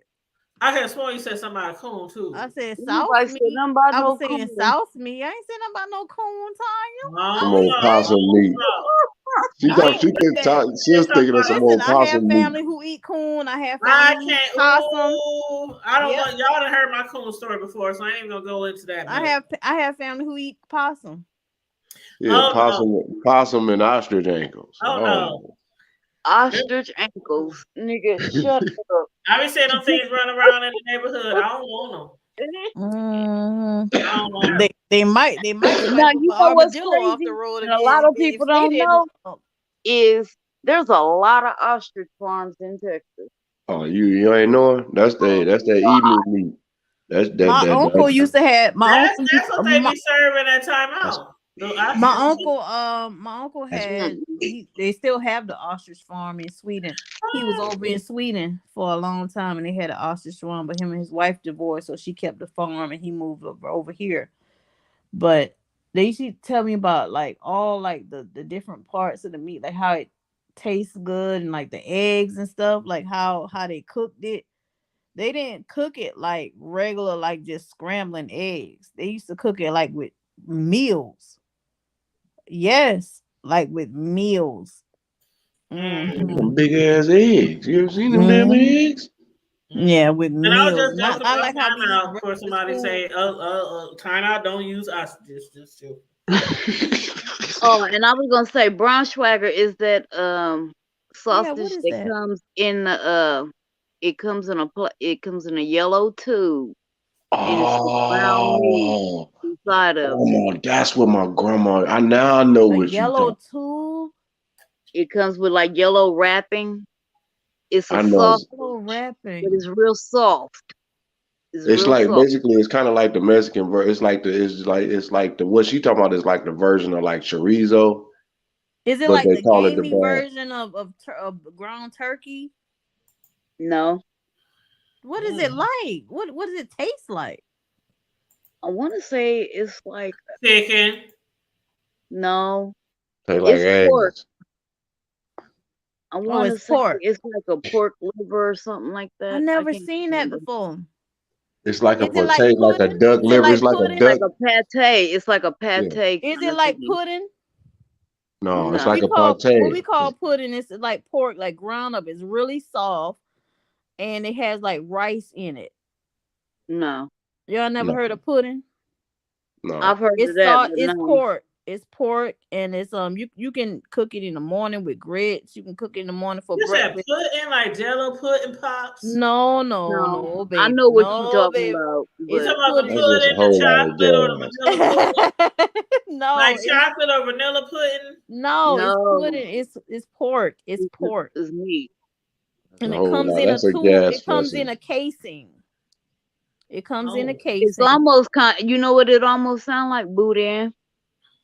Oh, But okay. not No, I'm But saying see, the way there's a you exactly. saying whole it's other like But level. pork yeah. with rice and it come in a casing. Mm-hmm. That's basically boudin. And it's made out of pork, Connie? Yeah. And it's called pork pudding. Yep. I'm gonna have to look And that they up. have bits of rice in it. Mm. There's some hog maws and chorizo tacos. It's No, all no, we don't ground up. have hog Anything maw. you could think of, the hog head, the hog butt, anything, everything ground up in that. Look up Braunschweiger, Braun. It's like a German kind of Yeah, thing. I know my grandma used to eat it. Like I said, my mom, well, It my was neck, good. That's where I learned to eat it too. Was from my grandma, and my you grand. I cut know up like exactly. small slices of it, and like I said, you eat it with some saltine crackers, and man, Give you mud butt. yeah, No, it you eat don't. too much No, My it of it. don't. parents Like used to that eat that pudding. one stuff with the saltine crackers, that cheese hog. What do you call it? Hog Hog head head cheese. Hoghead cheese. cheese. That definitely get. Ooh, Yeah. that give you ferocious gas though. No, That. but no. If you used to eating it a lot, Bishop, now be honest. If you used to eating it a lot, it don't really do your system that bad. I don't know. I have not ate that since I was a little kid. That was over I haven't about eaten it in 40 something years years, ago, years, maybe. years, years. Right, my Man, they used to make us eat everything when we was younger. like Yeah, Everything. liver. we Oh used to my eat God, my Man, grandma used to make us My everything. eat parents eat liver. liver and Oh, all that. I never ate liver. They couldn't get me. They oh couldn't no, get they me. made us eat liver, but yeah, see, I liver and didn't I onions like with some love it. liver rice. and onions. Oh Well, see, Liver man, and my I onions love with grandma some used to rice. make I'll us cook me eat up it, some calf liver in a but minute. we all Yeah. anemic, and I'm No. like, Yeah, okay, it's really big in iron. It's really good in Anything yeah, that I iron. did not Yeah. like, my mother did not I force on need me. to eat it. Even like I like okra, but I like it fried. But my I Yeah, mother, know that's yeah, right. she from the south. They put okra in everything. They In their beans. I stews. know they Yep. put it in their greens. So Yep. what she would do In the is stews. Yep. whenever she made anything that had the slimy okra in it, she would make me my own pot without the okra and make the family pot with the okra. So No, she I never like used Mm. to forced. make mama, cause like mama would always want to put it in stuff, and I'd be like, here, let's do this. We're gonna make a pot that's for everybody, and then you cook your okra the way you want on the side, and you add it to your bowl Yeah, instead okra of good for Yeah, your my adding mom breakfast. would No, but just cook see, the like pot in the for the South, family and have my own little pot. And I yeah. do the same thing for my kids. Like one of my kids love dressing, the other one don't. One of my kids love mac and cheese, the other one don't. So I try to Oh, make sure every Mm, big holiday that I have something for everybody. yeah.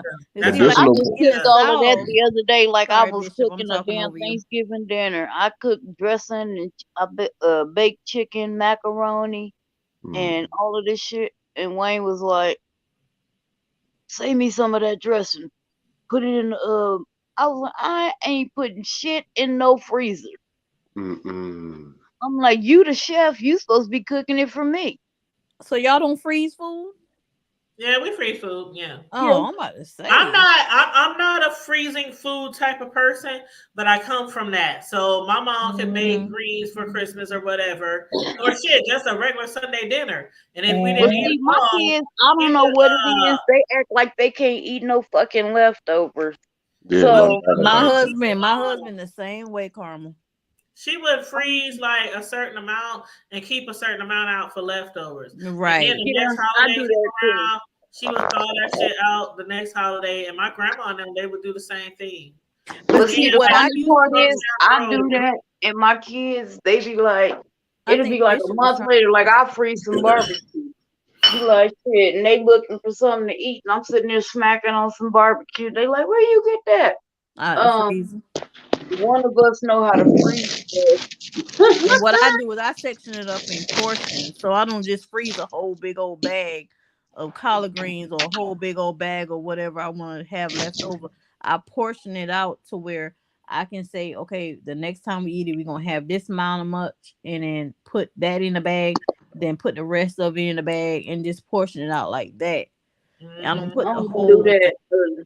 I don't cook a whole lot of it. That's all it is to it. And then if I do happen to cook a whole lot of something, it's usually I freeze it, and I'm gonna be the only one to eat it. Because like I said, these two picky ass Negroes act like they can't eat no leftovers. But let me tell you something. They don't know it's leftovers until if you put it in the freezer on tomorrow, right? Tomorrow is it's already Saturday.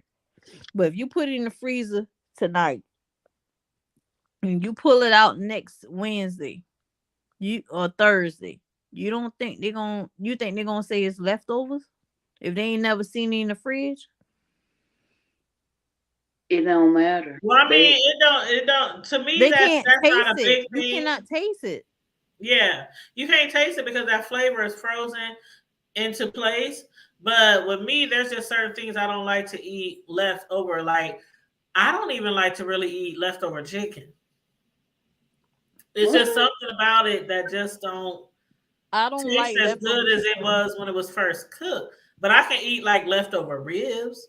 I can eat leftover, certain things I can, and certain things I'm just like, they just don't. I don't eat leftover fried chicken, but I will. Yeah, that's what I'm saying. Fried chicken, chicken, baked chicken. I can eat leftover baked chicken. Yeah. If I fry some fish, listen, we had this whole big old thing in the beef section about leftover chicken. A lot of people don't eat fried fish after it's like the next day or whatever. They gotta not put it eat in the oven. fish. Definitely gotta put it in the oven. Yeah, you gotta.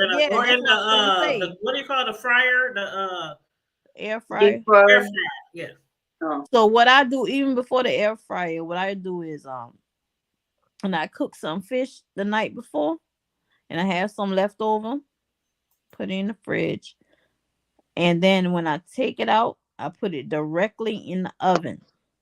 Put it in the oven, let it crisp up, because it crisps up real good in the oven. And it doesn't take long for it to heat up. It crisps up, especially whole fish.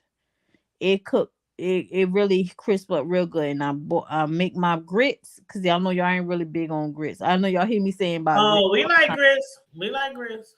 I love my grits savory though, like salty with butter. Okay. So in the morning, so that very next morning, I got some leftover fish, put that mug in the oven, get my grits going, and I got me some fish and grits. And sometimes you have some like fried okra. You can fry some okra on the side with that mug, man. Pour some hot sauce on that mug and call it a good old morning. Now I'm gonna ask you this, because a lot of people, when I say it, they look at me crazy. Do you reheat spaghetti, and how do you do it? Oh, we just had reheated spaghetti tonight. Actually, I made some spaghetti last week. It was last Friday, and I had put it in the freezer. I sealed it up real good in the freezer bag, and make sure no air, nothing in there. And then we took it out tonight. We defrosted a little bit, kind of knock some of that ice off, knock some of that chill off, defrost it, and then we put it in the pot. and warmed it up on semi-low. That's how I do mine. I put it back in the pot. And then after about 20 minutes, if you warm it on semi-low, then you turn the heat up a little bit. You know, you don't want that thing to start, sticking. The noodles or whatever start sticking. So yeah, we had that just tonight. I put mine in the pot, and then I add a little bit of extra sauce on it if I froze the sauce or if I just got a can of sauce around the house. Do that. It was so. You ain't never heard to add milk to it, just a little bit of milk. Never heard that. Listen, the milk is because sometimes milk like if you to put it in the spaghetti. fridge. Listen, if you putting it in the fridge and say you heating it up the next day, sometimes those noodles get hard. You add a little bit of milk just because it helps to it softens those noodles up and it don't add no extra flavor to the spaghetti. Okay, if when I had warm to be mine honest, up, they be soft when I warm them up in the if microwave. I had to be honest, if I had to take that kind of route to where I had to add something to it, I would do what Tanya said, but I would add sauce. Yeah, just add Not some milk. sauce. Yeah. But I ain't never had to add nothing. I just put it. Not me the either. Next day, I just put it. Even if I did it in the microwave, I would just wrap the whole thing with paper towels, and then I would warm it in there. I ain't never have to put something on it to make it soft. It just automatically. Yeah, it automatically gets the sauce automatically comes back to its original state. See, my family, I don't know. We've done that on both sides of my family for years. You know what? You know what? It's kind of like macaroni. If you put macaroni in the refrigerator, of course it's gonna get hard. But as soon as you warm it up the next day, it just automatically relaxes and gets soft when you warm it up in the microwave. You know what I'm thinking, Carmel? Maybe you didn't add enough sauce before you put it in the fridge. Yeah. Put it in the fridge. That's Also, I ain't never had no hard spaghetti the next day. oh Lord, man. What about some pickled pig feet and moose meat? No, we ain't doing no pickles. Yes. Listen, y'all. We so country where I come from. Pickled pig feet was like a commodity at the concession stand. That's like candy down south. When we used to have canteen, like in high school, in middle school and stuff, pickled pig feet was always up there. That's like candy. That's like buying a bag of hot Cheetos. Listen, it's like buying hot sausage, moose meat. A good old hot sausage, a good old pickle, man, and some pickled pig feet. Okay, we in the game. We in there. Some moose meat. That's all we need. I ain't know about no moose He meat. said moose. See, you know what? You just trying to be facetious. See, I ain't doing that with you. I'm talking about moose meat. Where you gonna get a moose from? Yeah, Alaska. When you saw a goddamn he said Alaska. I'm giving some of that Alaska moose meat.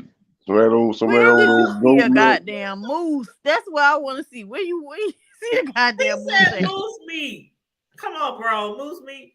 You know hey, facetious. That's in the venison family.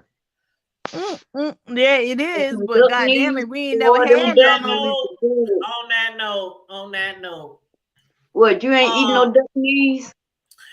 What time is it? It's 3:16 in. We 3:16 in. Oh, don't start no stuff. Because you was on like 5 hours last week. Connie, we got a 3-hour rule, Connie, because you know we can he go. Was on 5 hours last week. We can go 4, 5. They sure was. I fell asleep. Okay, let they the was truth on. come out. Your girl about to get off of here. gather me around, ranks around, and get me another drink.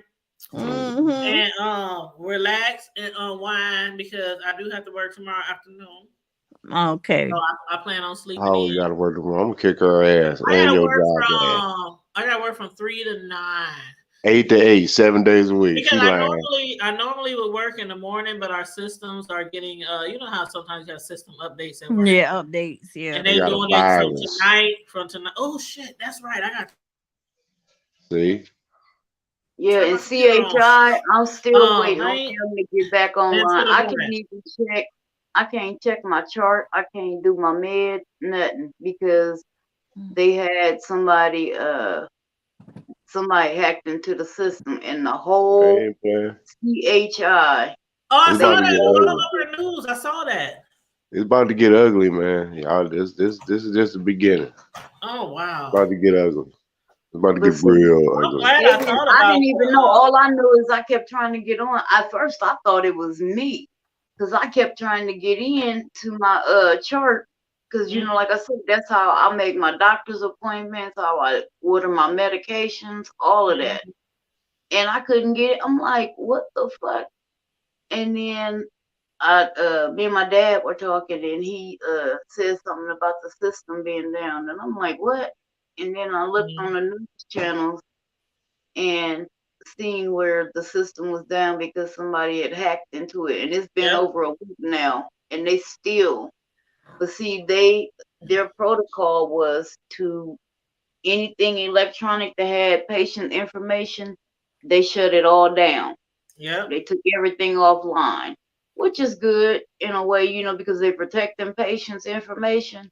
But for motherfuckers like me who is supposed to, you know, take these steps to make doctor appointments and order medications and this and that, that makes it a lot more difficult.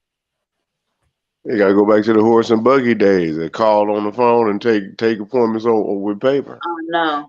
pen and paper. But that makes it even harder to get in True because that. now you got everybody calling, and due to a high call volume, Mm-hmm. it's like, Please man, call back get later. these old people off the phone because there's old people who don't know what the hell they doing no way. Exactly what they crusty ass. We gonna get there one day too, and somebody gonna call us crusty. Mm-hmm. But until I'm then, here I'm logging easy. onto my computer. My daddy would say, "Keep living." I know that's right. You'll figure it out one day. Mm-hmm. My uncle used Get, to say that too. Keep on living. yeah, till you get to the upper room, to the feet pointing north, you all right. The room, like, I ain't even gonna bring the queen into this. Nope, not gonna do it. Oh y'all gotta know she had on her ruby red slippers too. She no, they put her in the vault. She had to I'm go to the not vault gonna before do she it. went to the upper room. I They ain't had looked at none of that bullshit they had on her.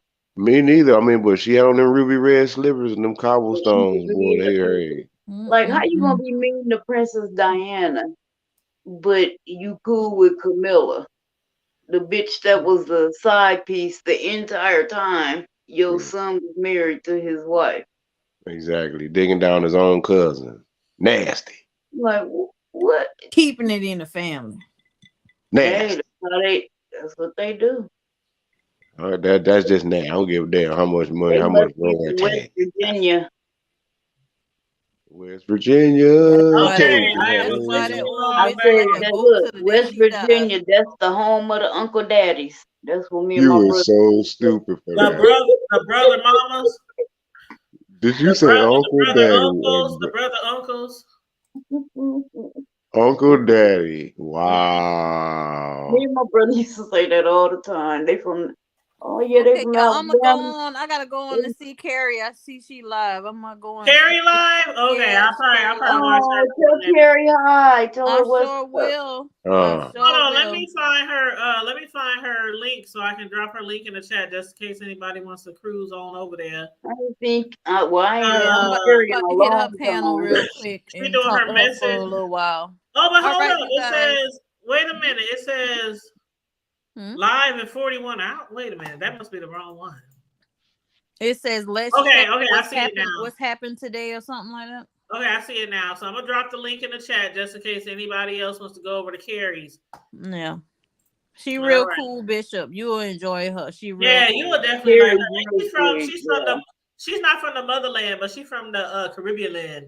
Actually, Tanya, if for a little fun fact, real quick, Tanya was the one who actually encouraged her to start her channel. Yep. I sure did. That's what's up. I sure did because I knew she would do awesome, and she has been doing fabulous. Yes. Ever since. Now, Connie. Yes, ma'am. I'm here. What you gotta say? You know she finna get on your ass. You might as well look. Hang up now. Listen. Life has happened, Tanya. You know, I told you last time. I've been going back on campus, so I'm not really working from home like I used to. We forgive you. Okay, but I'm gonna try a little bit harder come November. That's okay because all y'all, I'm expecting all y'all this year coming up. I'm expecting all y'all to do more commentary. If not once a week, twice a week, something. All y'all. I'm gonna have a howdy I doody got hour. videos up. So now. And y'all know I I can will think support. anybody Y'all to know I watch will it. support. Y'all You know I'm what gonna have we a can howdy do? doody hour. Wait a minute, y'all. I got a good idea. What?